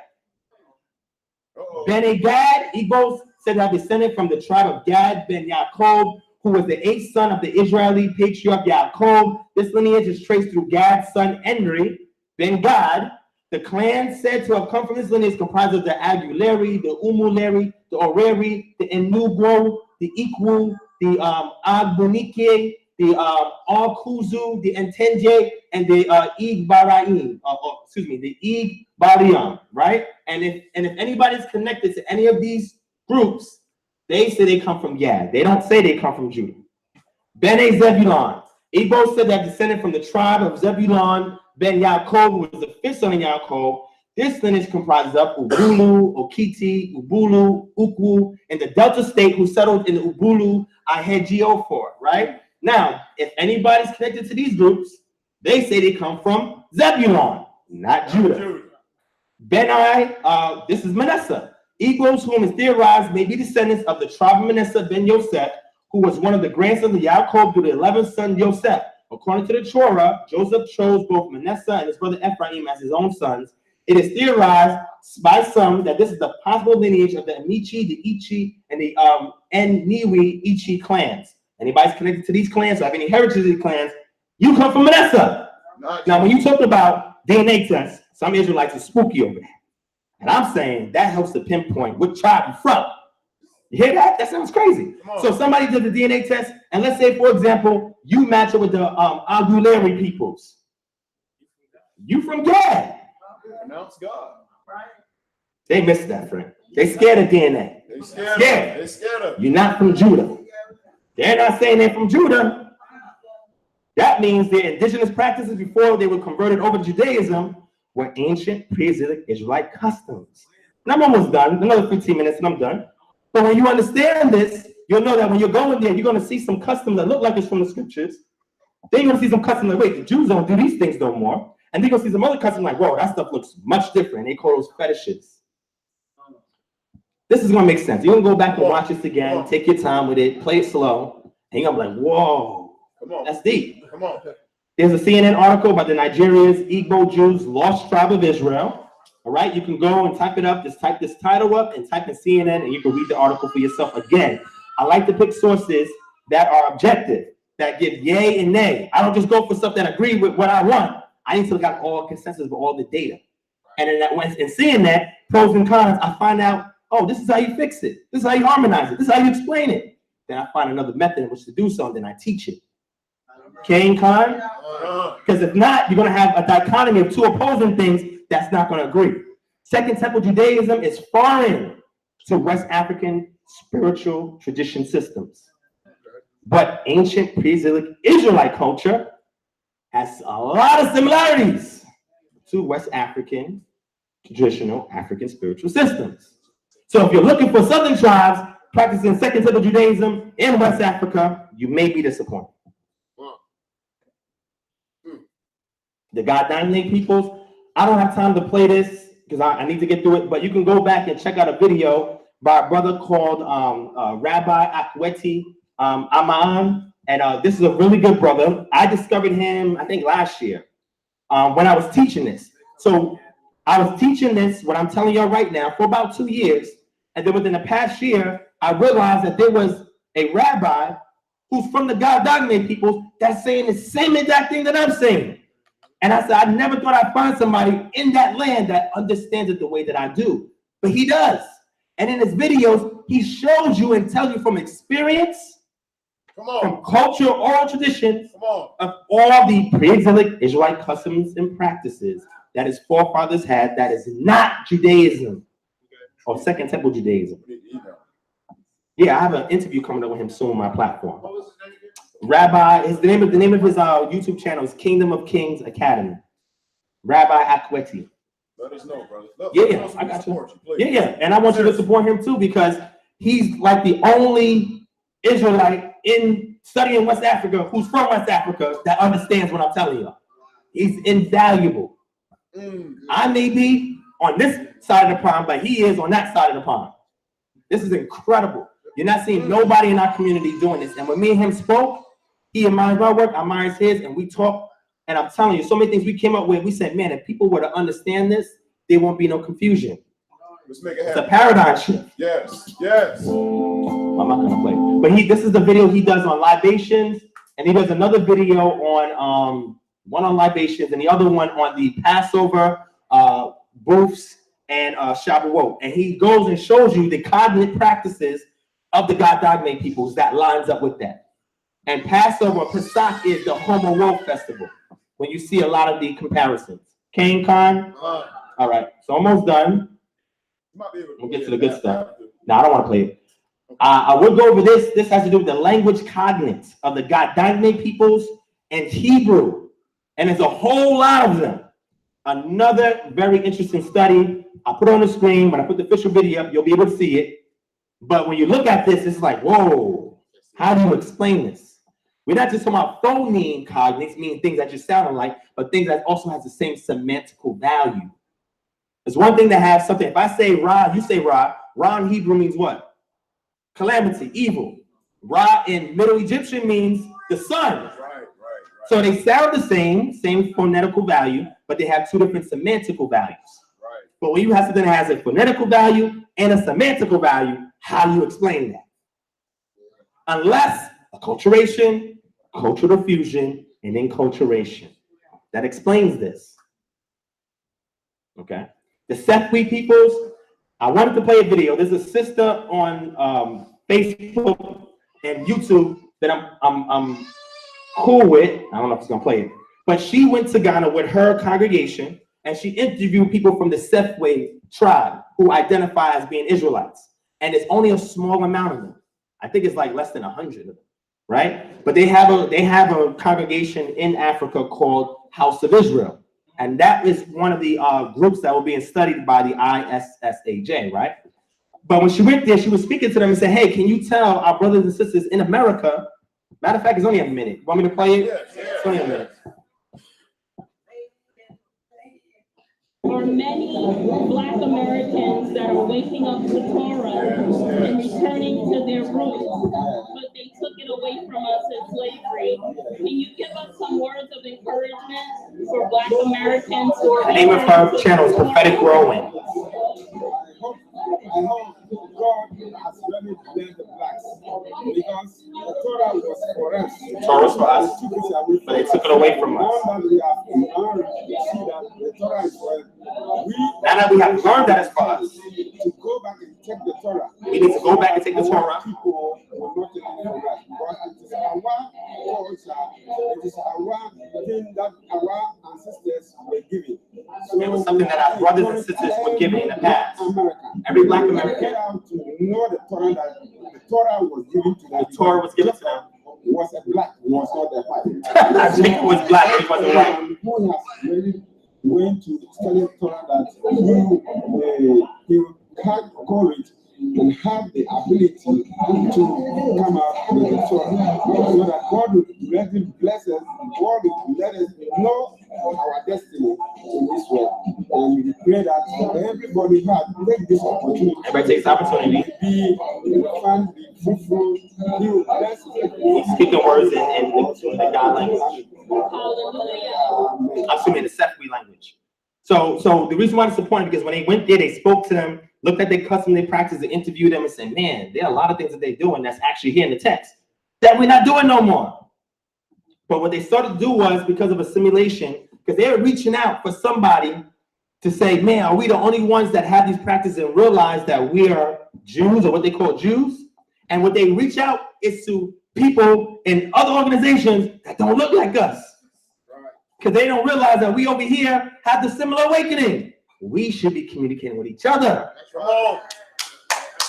And we allow them to go to another group to get identity and not connect with us because we have the resources to empower them. That's a huge disservice. Come on now. Come on. I'm not gonna play this video. This video right here was just like it's a Sabbath in the house of Israel by the Sephi tribe, and it just them, you know, teaching and singing songs and everything like that. Now, the Star of David situation, that did not get into West Africa by those who identify as Jews until after the Sephardim made their way there. The Sephardim were the ones that really brought that symbol there. So prior to that, they had traditional practices, and they realized, oh, the same thing as Jews. They didn't have some of the things that we see they have now because over time, they get converted. Because now these other Jews are saying, man, those are really Jews there, and they go and they examine them and say, whoa, hold on. So they can be recognized as Jews, let's convert them. So people look at them, they say, oh, wow, they practice in Second Temple Judaism, they one of us. I want to go over there and say, yo, throw that away. Throw that away. This is how we should be practicing it, based on how we are as a people. Okay.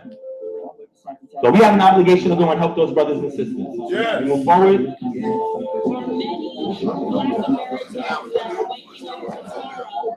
Returning to their roots. Move forward. All right. Now, this is the last slide, and we're done. Additional Israelite and Igbo practice comparisons. Now, wait till I show y'all this. And we're going to end off with this, right? After everything we just saw, I wanted to show y'all a lot of direct correlations between the Igbo traditional practices and ancient pre-exilic Israelite customs, not Second Temple Judaism. I'm going to show you these things. Some of it might be an eye-opener. All right? You ready? All right. Levirate marriage. How many of y'all know what that is? What is the Levirate marriage? What is that custom? The priest cannot marry? No. No. Good shot. Yes. Woman is married and then her husband passes away. Oh, okay. And then the brother of the husband takes over in the place of the husband. There you go. To help bear a son on his behalf. Yes. And that's also in Torah. Good job. So, good job. Yep. So, read that, Frank. Oh, man. I'm up here sleeping. I'm up here and got until roast in the presentation. Yep. All right, Deuteronomy 25, verse 5. When brothers live together and one of them dies and has a son. Has no son. I'm sorry, has no son. The wife of the deceased shall not be married outside the family to a strange man. Her husband's brother shall go in to her and take her to himself as wife and perform the duty of a husband's brother to her. It shall be that the firstborn whom she bears shall assume the name of his dead brother, so that his name will not be blotted out from Israel. And you would think that that is a very unique custom that in antiquity, we find it in the Torah, right? So it'd be very strange if some distant group of people also had the same custom. Yes, no? Okay. So here's a work called in Nigeria. This is from the Immigration and Refugee Board of Canada, right? Nigeria, Levirate marriage practices among the Yoruba, the Igbo, and the Hasu Fulani. And these are the three major groups in what country? Nigeria. Consequences for a man or woman who refuses to participate in the marriage, availability of state protection, right? So they were so gung-ho on this that like they really pushed this practice. But what was the source or origin of it? The earliest source or origin of a practice like this, it can date back to the Torah. It says marriages in Nigeria are placed under three legal systems, Islamic, civil, and customary. In general, marriages in the northern states of the country, including Adamawa, Bauchi, Bomo, Gombe, etc., are under Islamic law, while those in the south, so in the north you have the Hausa, the southeast you have the Igbo, and the southwest you have the Yoruba peoples, all right? Kane Khan? All right. So the ones in the north, the Hausa, are really going to be the ones influenced by Islam. Got it? However, it says, while those in the south are under statutory law. Now remember, most of the Igbo peoples practice Christianity. Only a small portion of them practice what's called Judaism, and even in maybe a little bit more than Judaism is the traditional African spiritual system. So most of them are Christians. In the north, most of those Hausa are Islamic. That's right. And in the southwest, a lot of those Yoruba have a lot of traditional, but some of those Yoruba are also Christians. That's right. Okay? The Yoruba is where you get the Ifa system with the Orishas and all of that. Some of y'all heard of that before? Okay. So long story short, it goes to Levirate practices among the Igbo. They see it in the Yoruba, they see it in the Igbo. The Igbo, also referred as Igbo, are located in Nigeria's southeast and make up between 10 to 15% of the country's total population. The Igbo population is predominantly Christian. Under Igbo customary law, wives do not have inheritance rights as they are considered property of the late husband's estate and as a result are considered an object of inheritance themselves. Like the Yoruba, a brother or son of the deceased equal husband, but not the son of the woman, was traditionally allowed to inherit the widow as a wife. This is a source that has nothing to do with theology, nothing to do with the Bible. They're just speaking on this particular practice that is being enforced by the Igbo people, where some women say, hey, I don't want to keep that practice. They want to have a choice. So now they're invoking protection and human rights to say, we don't have to do this ancient practice anymore. The reason why I'm showing you is because what is the source of this? And I'm giving you a citation that has nothing to do with theology, the Bible, anything like that. They're just reporting on a fact. Where did this custom come from? How did the Igbo and Yoruba and those people in Nigeria, how did they get it? Culturation, cultural diffusion, and inculturation. Okay? Clairomancy. Raise your hand if you know what this is. I got a video coming soon on this. It's going to scare some people, but you'll be all right. What's clairomancy? Somebody, anybody? It's a form of divination. And one of those forms of divination is casting lots. So people say, whoa, now imagine if you saw me right here, and I have some pieces of something, rock, stones, dice, whatever in my hand. Not really dice, because dice wasn't used back then. And I was to cast it against that wall because a decision had to be made on something, and I didn't want us to strike. You would say, yo, that dude's practicing witchcraft. Stone him. I'm like, hold on. What you mean I'm practicing witchcraft? This is in the Bible. That ain't in the Bible. You know how many people told me that wasn't in the Bible? A lot of people told me that wasn't in the Bible, practicing witchcraft. I'm like, what? I said, all right, let's see what the scriptures say. Read that, Frank. Proverbs 16, verse 33. The lot is cast unto the left, but its every decision is from Yah. And Proverbs 18:18. The cast lot puts an end to strife and decides between the mighty ones. Now, the cast lot, you see what he has in his hand? So the cast lot can either be stones, smooth stones, with two opposite sides that you can etch something in. It could be part of an astrakhan. An astrakhan is a broken piece of pottery that you can write things on the underside, which is the smooth side, not the rough side.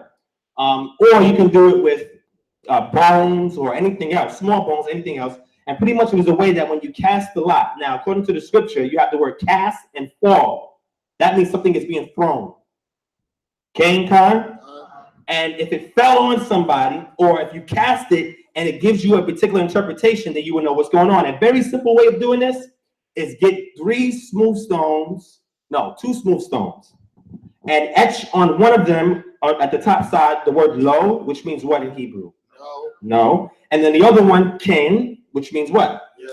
So you have two rocks, right? One stone you etch lo, the other one on the top you etch khan, the other side you leave it blank. You take both of those and say, listen, a decision needs to be made among us. Yeah, we want you to decide on a decision. So we're going to cause it to be random. We're going to commit it unto you, and we're going to toss it. When you toss it, if one side comes up and it's the side with no writing, and another side comes up where there's no writing, that's neutral. That means, all right, at this time, we're not going to make a decision. We're going to try this again another time. Right? So let's leave the situation alone. We're going to deal with it another time. If you toss it and one side comes up that says king, the other one is smooth, then the answer is yes. If one side comes up low and the other one's smooth, the answer is no. And if it comes up cane and low, then the answer is neutral. So you have a 50% chance of being neutral, 25% chance of being yes, and 25% chance of being no. Okay. I know this is probably foreign to y'all, but I'm giving you one of these practices that our forefathers practiced. Are y'all listening to what I'm saying? Come on now, come on. They listening. Now, there's other ways in which they did it. A lot of times it would vary, but the bottom line is a way that when you cast it, it gives you a randomized result because you're putting the decision to Yah so that whatever the outcome is, you're going to agree that this is Yah's decision and has no intervention from man. So if I was to do this, y'all probably throw me out. Y'all probably stone me to death. Now, I'm not saying Torah tells you that you must do this. It's not what I'm saying. I'm saying it's a custom that people practice in order so strife can be put to an end, random decisions can be made. Like when Jonah was on the ship and all this stuff was going on, they say, yo, whose God is mad? Exactly. Somebody's God is mad. And then they say, oh, let's cast lots. So Jonah came and he partook. He could be like, oh, no, that's witchcraft. I ain't doing that. It's part of his custom. He's used to casting lots. He's like, all right, let's do it. It happened. He's like, damn, fell on me. My bad, son. I mean, my deity's mad at me right now. And just throw me over, man. He just wanted to die. Just throw me over. They said, nah, we're not gonna throw. These people who don't know him said, no. We don't want to throw you over the ship. There got to be some other kind of way you could pray or do something. He said, nah, just throw me overboard. So reluctantly, they threw him overboard. But he casted lots for that decision. You see that? Because it could have been somebody else's deity that would have been mad. It may not have even been Jonah's deity, but the only way to find out was what they did, right? But when we look at the Igbo people, did they have a form of cleromancy or casting lots? They did? Wait, where did they get that from? Yeah, in the book of Acts chapter 1, they had to figure out who's going to replace Judas. They could have been like, yo, we're going to pray on it, brother. We're going to wait for the Most High to open up the heavens and show us what needs to be done. They said, nah, let's cast lots. We're going to put somebody's name on this one, somebody's name on that one. So, again, with the stones, I can write somebody's name on this one, write somebody's name on that one, and cast them and see whose it falls on. And then we can say, oh, this is the person that's going to replace. That's what they did in the New Testament. Where did they get this practice from? They're still doing it. Alpha divination. The name of divination in Igbo derives from Igba or Afa or Aha, meaning to name, coming from the divinest skill in rooting out problems, hence naming them. Rooting out problems. Remember strife? Casting lots gets rid of strife? Cain, Kara. The Dabiya or Agba Afa, interpreter of Afa, is considered a master of esoteric knowledge and wisdom, and Igba Afa is a way in which people can find out the cause of such things as misfortunes. Didn't we see this in a situation with Samuel and Jonathan? When lots were cast? Come on now. Man, y'all missed that. Y'all missed that. Go back and look it up. The divine interprets codes from Allah Immu, the unseen, by throwing divination seeds, cowries, and beads. Now, this goes into it further, and it tells you about the practice. But long story short, we see the Igbo doing this, and the Israelites are doing this. Acculturation, the cultural diffusion, and inculturation. Okay? We got a few more. Sorry about that. I don't know why it's not turning. All right, menstrual seclusion, right? And I touched on some of this earlier, but what is this right here? Do y'all know what this is right here? What's it called? What? A mikvah. Who said that? Oh, mikvah. Yes. This is where the purification or ritual bath is taken. Okay. Leviticus 15:9. We know this. When a woman has a discharge, if a discharge is in her body is blood, she shall continue in her menstrual impurity for 7 days, and whoever touches her shall be unclean until the evening.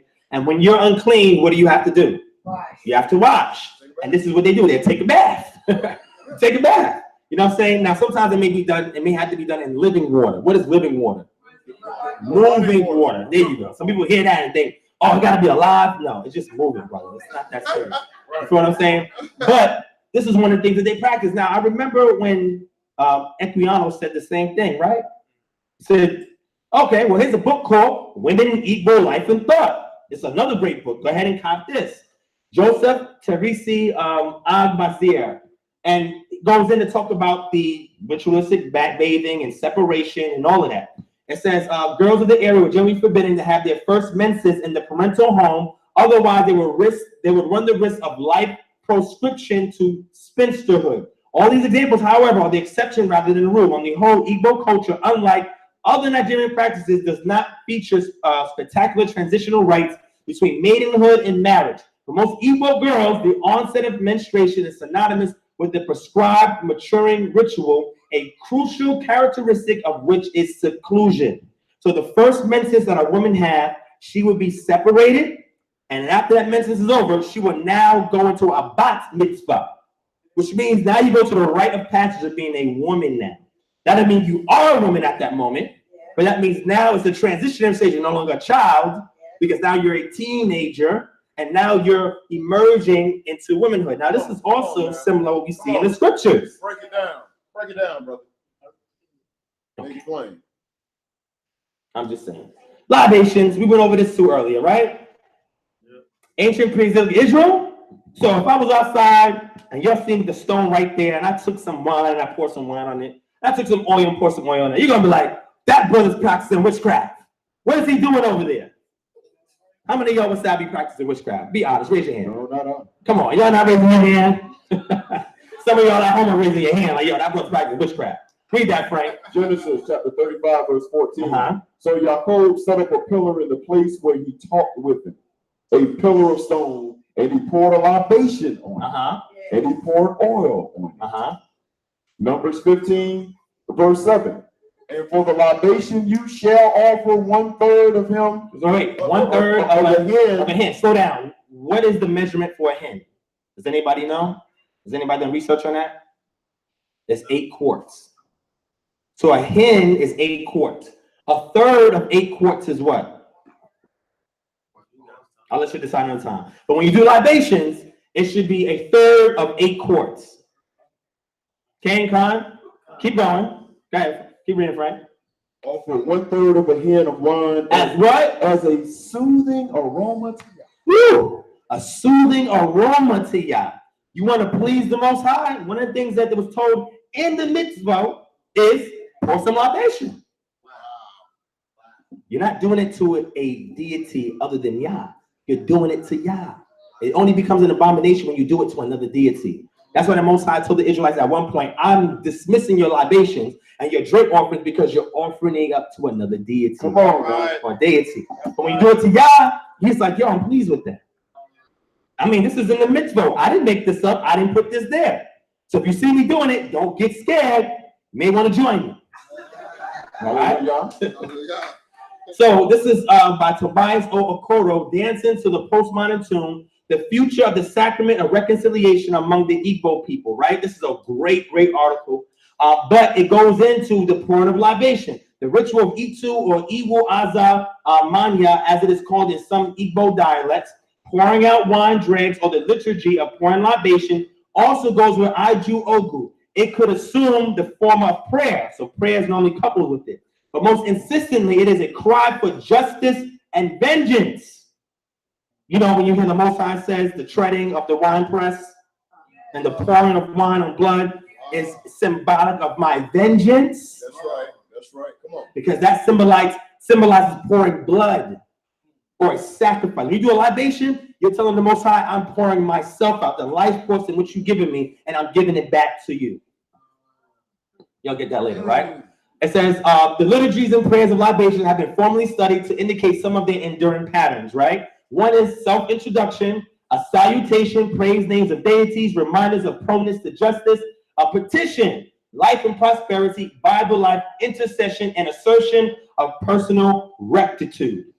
So if we was to study the practice of libations with a culture that's most closely associated with us, that has a time capsule of our customs, we have to go back to West Africa. Come on now.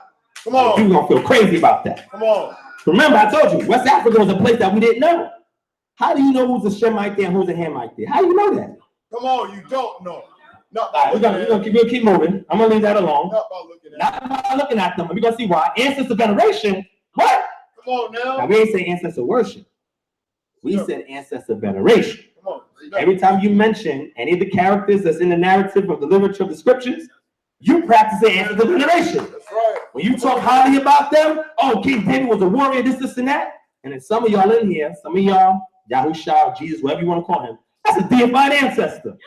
But I'm gonna leave that alone. You're worshiping a deified ancestor. I'm gonna stop. They missed that. They missed that, Brian. They'll get that. They get that. They think that they so when you see an Igbo person worshiping an ascended master who is their ancestor of theirs, and then you go back and you're praying to Jesus and saying, well, what they're doing is wrong, but you're praying to Jesus. He's dead and he's deified, and you're praising him and worshiping him. You're doing the same thing. But somebody told you what they did was wrong and what you're doing is right.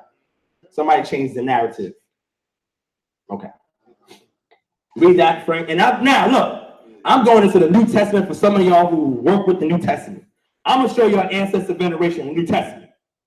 Did you hear what I said? I'm going to show you ancestor veneration in the New Testament. Go ahead, Frank. Matthew, for those of you, chapter 17, verse 3. Suddenly, Moshe and Elijah appeared before them, talking with Yahushua. Cephas, that would be Peter, said unto Yahushua. Wait, he said what? He said, Adonai, Master, it is good for us to be here. If you wish, I will make 3 tabernacles here. Whoa, 3 shrines? Yes. Whoa, 3 tents? 3 tabernacles. Why? Because they believe that the ancestor was passed on. When you have an encounter with them, you create a booth in which for them to dwell in. That sounds deep. That's an African practice. Okay, keep reading. 1 for you. wait, 1 for you. 1 for you. Wait, he ain't dead yet. That's important. That's why they had to stop what they were doing. That's why they said Peter didn't know what he was doing, because he was trying to create 1 for Yahushua, but Yahushua is not dead yet. So they had to stop it. Say, no. Can't do it because I'm still alive. What you doing? I'm not dead yet. But they didn't know. They just saw him transfigured. They probably thought he died while they were asleep. Because they fell asleep and they woke up and they see something happening. So you see Yahushua, you know Elijah's dead. You know Moses is dead. And you're like, oh, what is he doing there? Maybe all 3 of them are dead. Okay, keep going. 1 for you, and 1 for Moshe, and 1 for Elijah. Whoa, go to Lucas 9:30. And behold, 2 men were talking with him. 2 men were talking with him, with Yahushua. And they were Moshe and Elijah, who appearing in glory, or esteemed, high esteem, were speaking of his departure. Wait, so they was having a discussion about his departure, whether that's going into Jerusalem or his earthly departure. We don't know. Keep going. Which he was about to accomplish at Jerusalem. So discussion was going on with a person that's alive and his ancestors. Man, I didn't make this up. I'm going to say it again. A dude that's alive is having a discussion about his ancestors, about future events that would occur with him. About his departure. About his departure specifically. And now if y'all see this happening today, most of y'all be like, man, that's witchcraft. What y'all doing right now? Read Matthew 11:13. For all the prophets and the law prophesied unto Go ahead. And if you are willing to accept it. Wait, if you're willing to accept it, what? He is the Elijah who was to come. Wait, he's the Elijah who was to come that was prophesied in the Tanakh. So Either we talking about reincarnation, or we talking about the prophetic mantle that was on Elijah was now reserved and then placed into John. Either way, that type of understanding, I'm going to show you somebody else that has it that's similar to us. But keep reading, Frank. He who has ears, let him hear. All right. He who has ears, let him hear. Okay. The Ndichi, esteemed ancestors or spirits, and that's also a word for elders in the Igbo language, also held a high place in traditional Igbo society. Elders has always been revered. The scripture says, when the hoary hair is amongst you, what do? You bow down or you raise up, show some reverence or respect for your elders. That's why it says honor your parents, so your days in the land may be long. Honor just means bearing the burden of, and their older age. Whatever burdens that they can't do for themselves, then you step in and do it for them. Doesn't mean you got to do everything they tell you. It's not what it's saying. Because some people got parents that are unrighteous. Cain, Khan, but at one point in their life, they're going to get so old, if they live to be that long, where they're going to need your help with doing certain things. Cain, Khan. So if you can't afford it, you should not allow your parents to be in a nursing home. That's just my opinion. If you can't afford it, let's say sometimes your time schedule busy and they may have to, but if you can afford to take care of them, then make an effort to do so. All right, that's bearing their burdens. All right. Others have always been revered in Igbo society, etc. The Ndichi would often be consulted to offer advice to their descendants and appeal to the Alusi, which is the spirits that are intermediary between Chukwu and the regular people, on their behalf. Wait a second. The Ndichi, which is an elder who has passed, would often be consulted to offer advice to their descendants and appeal to the Alusi on their behalf. Remember the tutelary spirits? So his ancestors, which is Moses and Elijah, came to Yahusha and spoke with him while he was alive. His ancestors speaking to him. That's right. That's right. Come on. That's interesting. I think most people just overlook that. But this is something that's in Igbo culture. It's not uncommon to them, but it will be to us because we overlook these things. And the Igbo have never worshipped their ancestors, only venerated them. They don't understand that? Yes. It's important. Respect and honor for the Ndiche was shown in one way by what? Pouring libations while chanting incantations. And the Igbo believed in the concept of reincarnation and felt that the Ndiche often reincarnated back on earth. Yahusha says, Yakinan, if you have ears to hear, is Elijah who is to come. Well, Elijah's dead. What are you talking about? Remember when he went to the disciples and said, who do men say that I am? Some said you're Jeremiah. Some said you're Elijah. Well, hold on. These people are dead.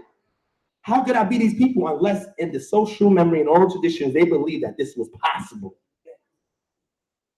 Come on. They'll get it. They'll get it. They'll get it. In fact, all Madu, or human beings, were believed to reincarnate 7 to 8 times, and that depending on your karma, and karma is kind of misplaced, one either ascends or descends into another spiritual plane. Either you go to heaven or hell, or you go to a place of judgment or a place of prosperity after you die.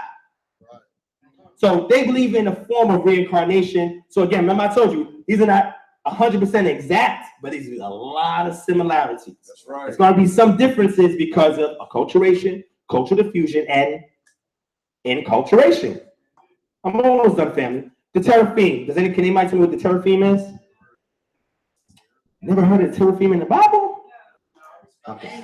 Nah, it's not an angel. This is teraphim. These are figurines. Now, you remember the story when Yaakov went to go get his wives and he was leaving from Laban? Yes. One of his wives was on her menses and she went and took a teraphim from out of her dad's house. And she put it under her. She sat on top of it. And Laban said to Jacob, yo, somebody took one of my teraphim. I want it back. He said, listen, if you can find it, take everything from me. But if you can't find it, then whatever the case may be. But I think it was it Rachel? I think it was Rachel who took the teraphim. Why is she taking this with her? And why did the Most High strike her dead? Why did Jacob, when he saw it, what the heck are you doing? Why did he kill her? Why was it allowed to be taken and be hidden? It's interesting. It's really interesting. You go back and research it.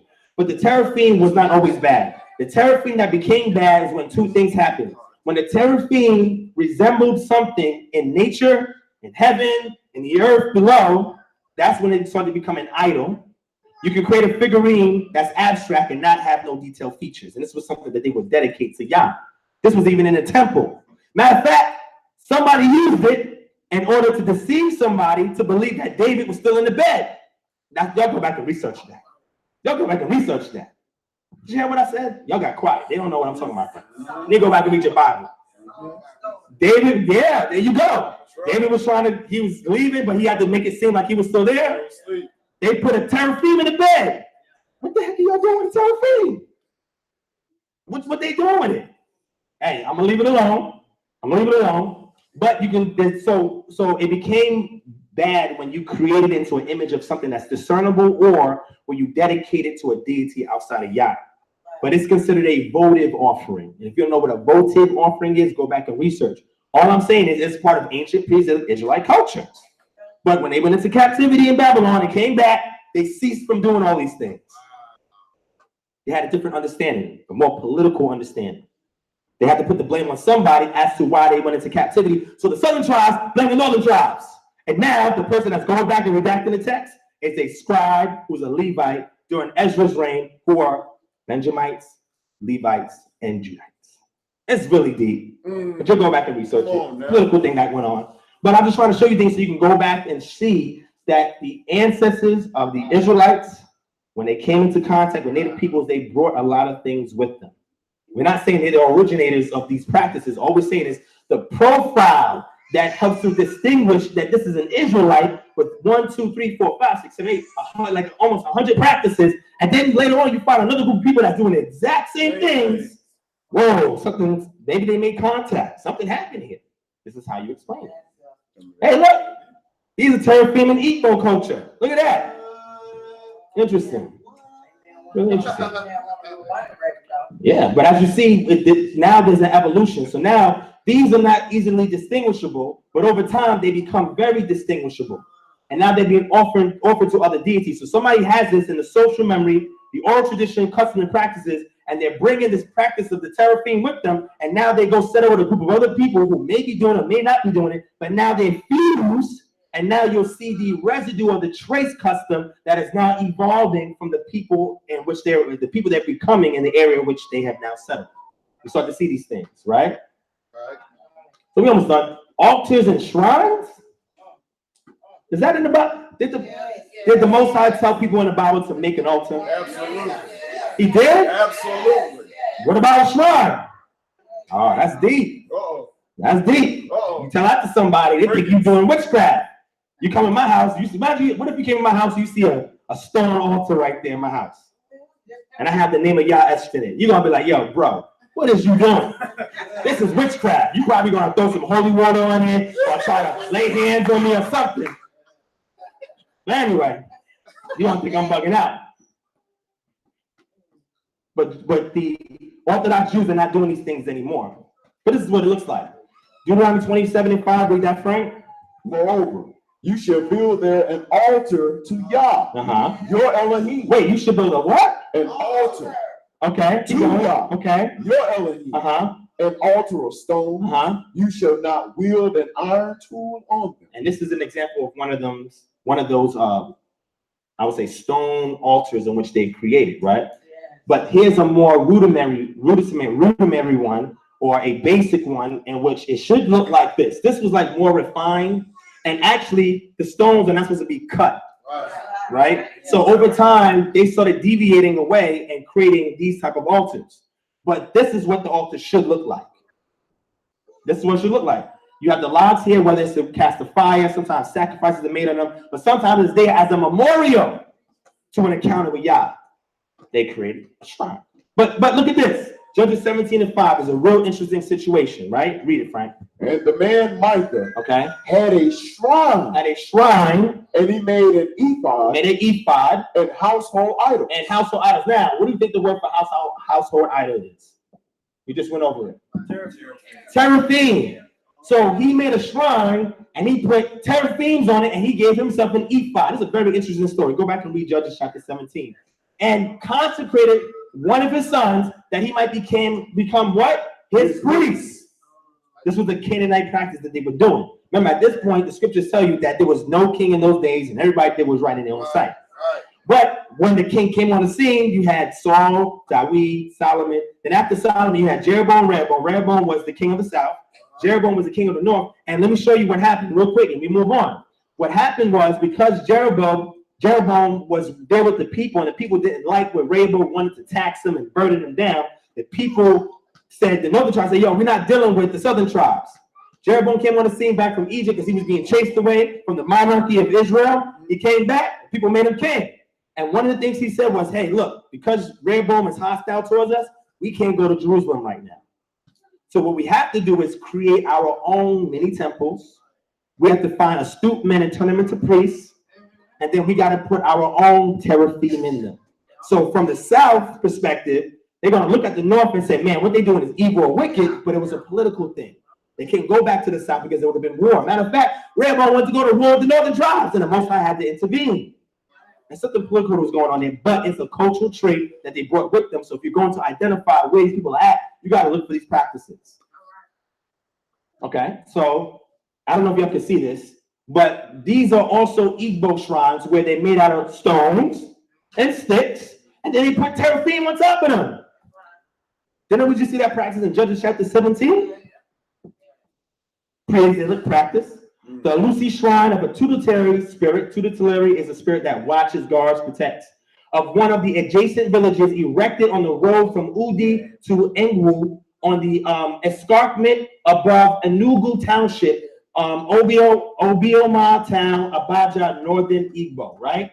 Alusi, another shot of the above shrine, Obioma Town, Abaja, Northern Igbo. This is a shrine. Stones, sticks, and teraphim on top. A Lucy figure and another shrine of a tutelary deity of one of the adjacent villages erected on the road from Udi to Engwu, etc., etc. So now we're seeing these things and we're like, man, this was in the scriptures, but now we're seeing people that's actually practicing this.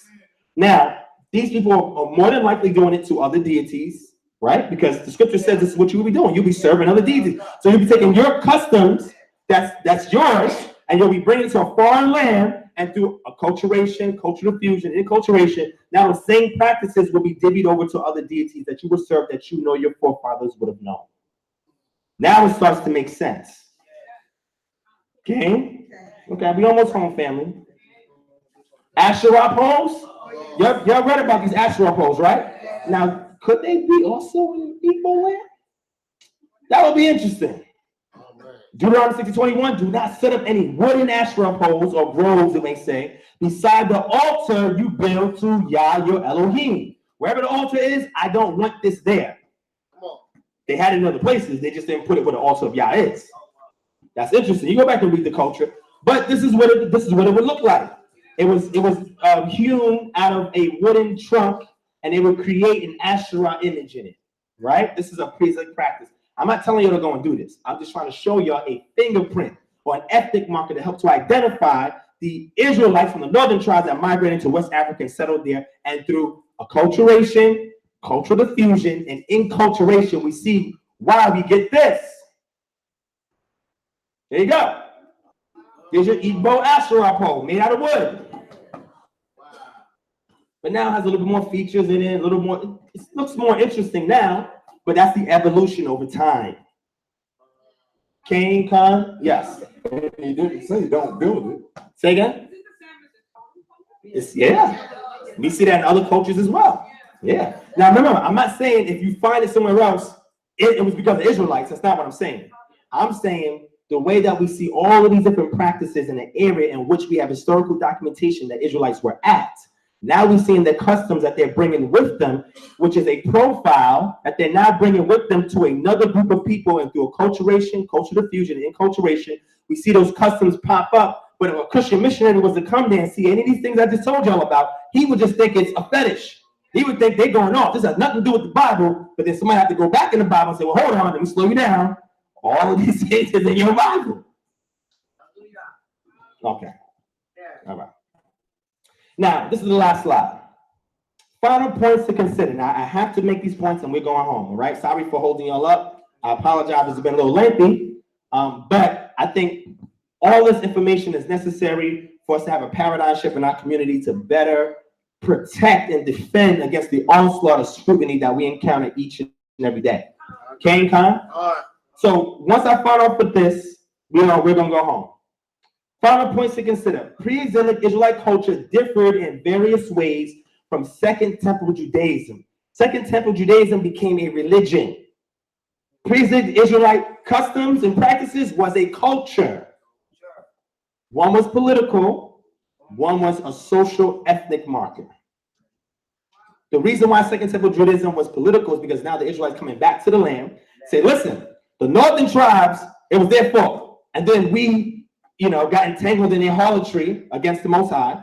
So now we got to separate from any of the customs that may possibly get us entangled again. They had to point the blame on somebody. Remember, the northern tribes are not there helping them build. There's some Samaritans that is told that's there trying to assist, and the Judaizers coming back saying, nah, you're not going to help us. And then they stop the building of the temple, the walls, etc. But this is being written by Ezra, Nehemiah, and Zerubbabel and their company because they have a political agenda. We have to reestablish our homeland. Do you understand what I'm saying? This is an early form of Zionism. Are you all listening to what I'm saying? Okay. So now when you list Second Temple Judaism, I'm not talking about the mitzvot practices, but I'm talking about the practices outside of mitzvot that you didn't find in the Talmud. And then you go to pre-exilic Israelite customs that you find through archaeology and places in the scriptures, and you line these external practices up, you'll see a lot of differences. So one person who practices Second Temple Judaism may go someplace else where people is keeping the laws, and they're like, man, these are some of the things that I do. But then they see all the other things I just showed you and be like, oh man, that's all. That's something we were doing. No, you were doing that. It's in your Bible. You just don't acknowledge it or practice it today. So it looks something different, even though you see similarities. So make sure you understand, this is very important. This pre-exilic Israelite culture was preserved by the northern tribes who migrated to West Africa. Remember Eldad Hadani? He told you who was in Africa when he was in Africa. He didn't say nothing about Judah. Okay. Migration routes different from northern tribes and southern tribes into Africa. We see the northern tribes took what route? The sub-Saharan route. The southern tribes took the trans-Saharan or north route, and then they emerged in the 15th century, 15th, 16th century. And then we start to see the Sephardim start exerting influence over the pre-exilic Israelite peoples that are enculturated with the natives that are there, and starts converting them over and gets involved in a merchant system of slave trade. It's deep. They bring the Star of David with them and everything like that. It's deep. Okay. Now, the Star of David was a war symbol. It was a political symbol. When the Moors united with the Yahudim or the Sephardim in the Iberian Peninsula, it was fighting off the Europeans.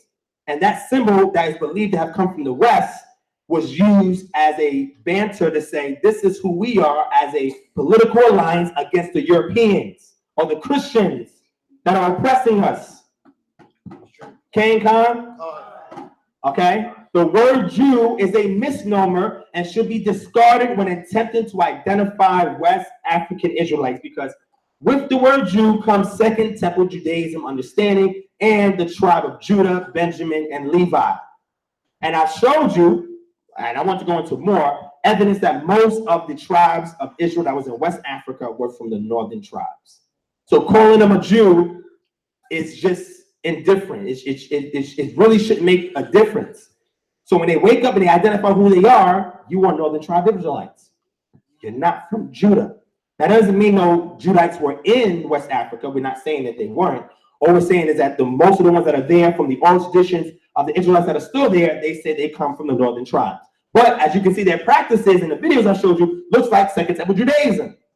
That's because we're not over there culturing or cultivating them, so that way they can have something that's unique to their own.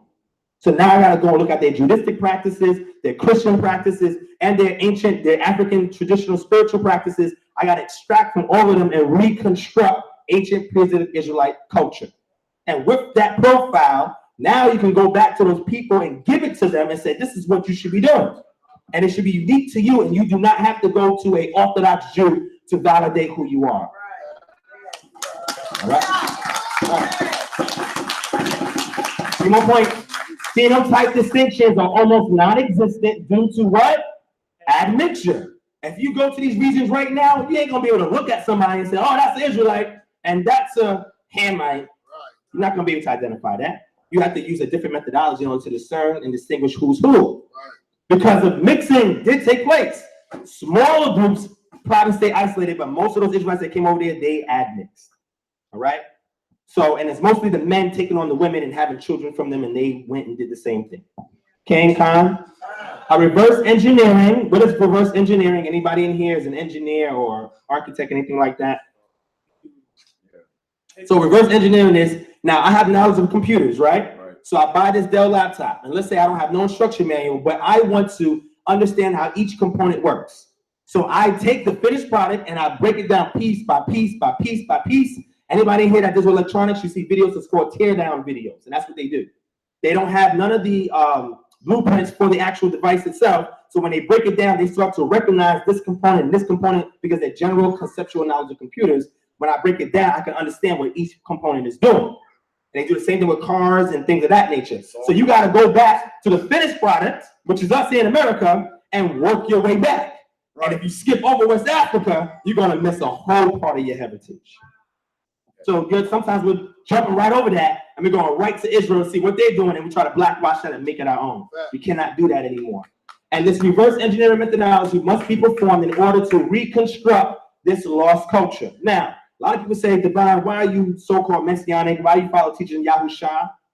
The latter days awakening is occurring. Because for a time, Israel is not going to know who they are. Come on, man. But when the end times are coming, they're going to start to wake up and realize who they are. Now with that, the responsibility now falls on the Melchizedek order. Well, what's the Melchizedek order? When Yahusha went out, he said, I want you not to go by the way of the Gentiles. Don't go by the way of Samaria. I want you to go to the lost sheep of the house of Israel. So those of us who are so-called Messianic, our job is to wake these brothers and sisters up in West Africa and really tell them what their culture is, what their stories are, and where they need to go. That's why, it's the last slide. That's why I'm so-called Messianic, because I understand the obligation that the Messianics are going to have is to wake our people up. Not sit here and wait for somebody to come save us. No, go and wake them up. So once all the remnant is awoken, now the Most High can return and do his thing. So now, last slide. So where does this lead us? Where does this information lead us? I'm gonna let y'all throw something out. We're done. Somebody answer this question. I have an image here of what? Just brothers and sisters chain. This is not really an actual picture of the slave chain because they got belt buckles and probably 501 jeans or whatever the case may be, right? But this image behind me is what? A blueprint of what? Of a slave ship. And this here is a map that says 1861. It shows you the slave states, the free states, slave territories, free territories, and other countries that's all set up here in America during that time. So understanding this information that I just shared with you, how does that impact where it takes us today as it pertains to us? Somebody said freedom. Okay. Anything else? Building bridges. Say it loud. Say it. But people get mad at me when I want to connect with our brothers and sisters in West Africa and say, well, you a Pan-Africanist? Yeah. No, I'm trying to wake up the lost sheep that's there, bro, and try to help them. Give them resources. Okay? Because like I said, all of us can be a mini Wakanda. But it's no good if we're not helping other oppressed peoples across the globe. Okay. What else? Anything else? What you said? Work. What you mean when you say work? Doing the work. Okay. Sacrifice. Because we got to give up some of this pleasure, man. Exactly. And do that work. And ultimately, this helps us to further trace back where we came from, who we are, who we need to connect to, and where we need to go. So now when you see people arguing about ancient or African traditional spiritual systems and Judaism, you can say, wait, y'all got it wrong. Let me explain to you a better way. And with that understanding, we're connecting back with people that have the same shit experience with us, who have the same ancestors as us. And when we connect together, we're unstoppable. Once the remnant is awoken, the Most High can come and do his thing, get us up out of here, and that could be an story. But in the interim, you cannot sit and wait. You must put your hands to the plow and keep moving forward. Okay? Time? With that, I said peace, shalom, and black power. We love y'all. Yes, sir. Yes, sir. Hallelujah. Black power. Hallelujah. Africa must be free. We get everybody to stand. We're gonna go ahead and close out in prayer. Almighty Yah, we come before you once again, uplifting your name, giving you all the honor, the esteem, the magnificent splendor that you deserve.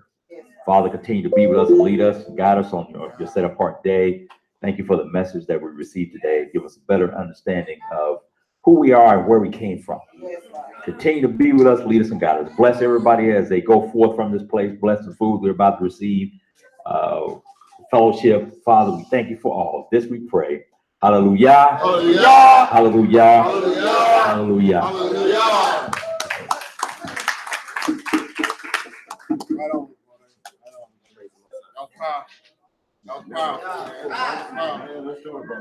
Let's do it, man. Let's sit down and talk for real. That's why every time we try to do that, we get killed. No. Exactly. No. I was saying no. You're exactly right. But now the time is that's what I'm saying. And now the time is right. What's up, brother? How you doing? Yes, sir. And now the time is right. It's the right time now. We're not doing it in the name of civil rights with the messianic leader. No.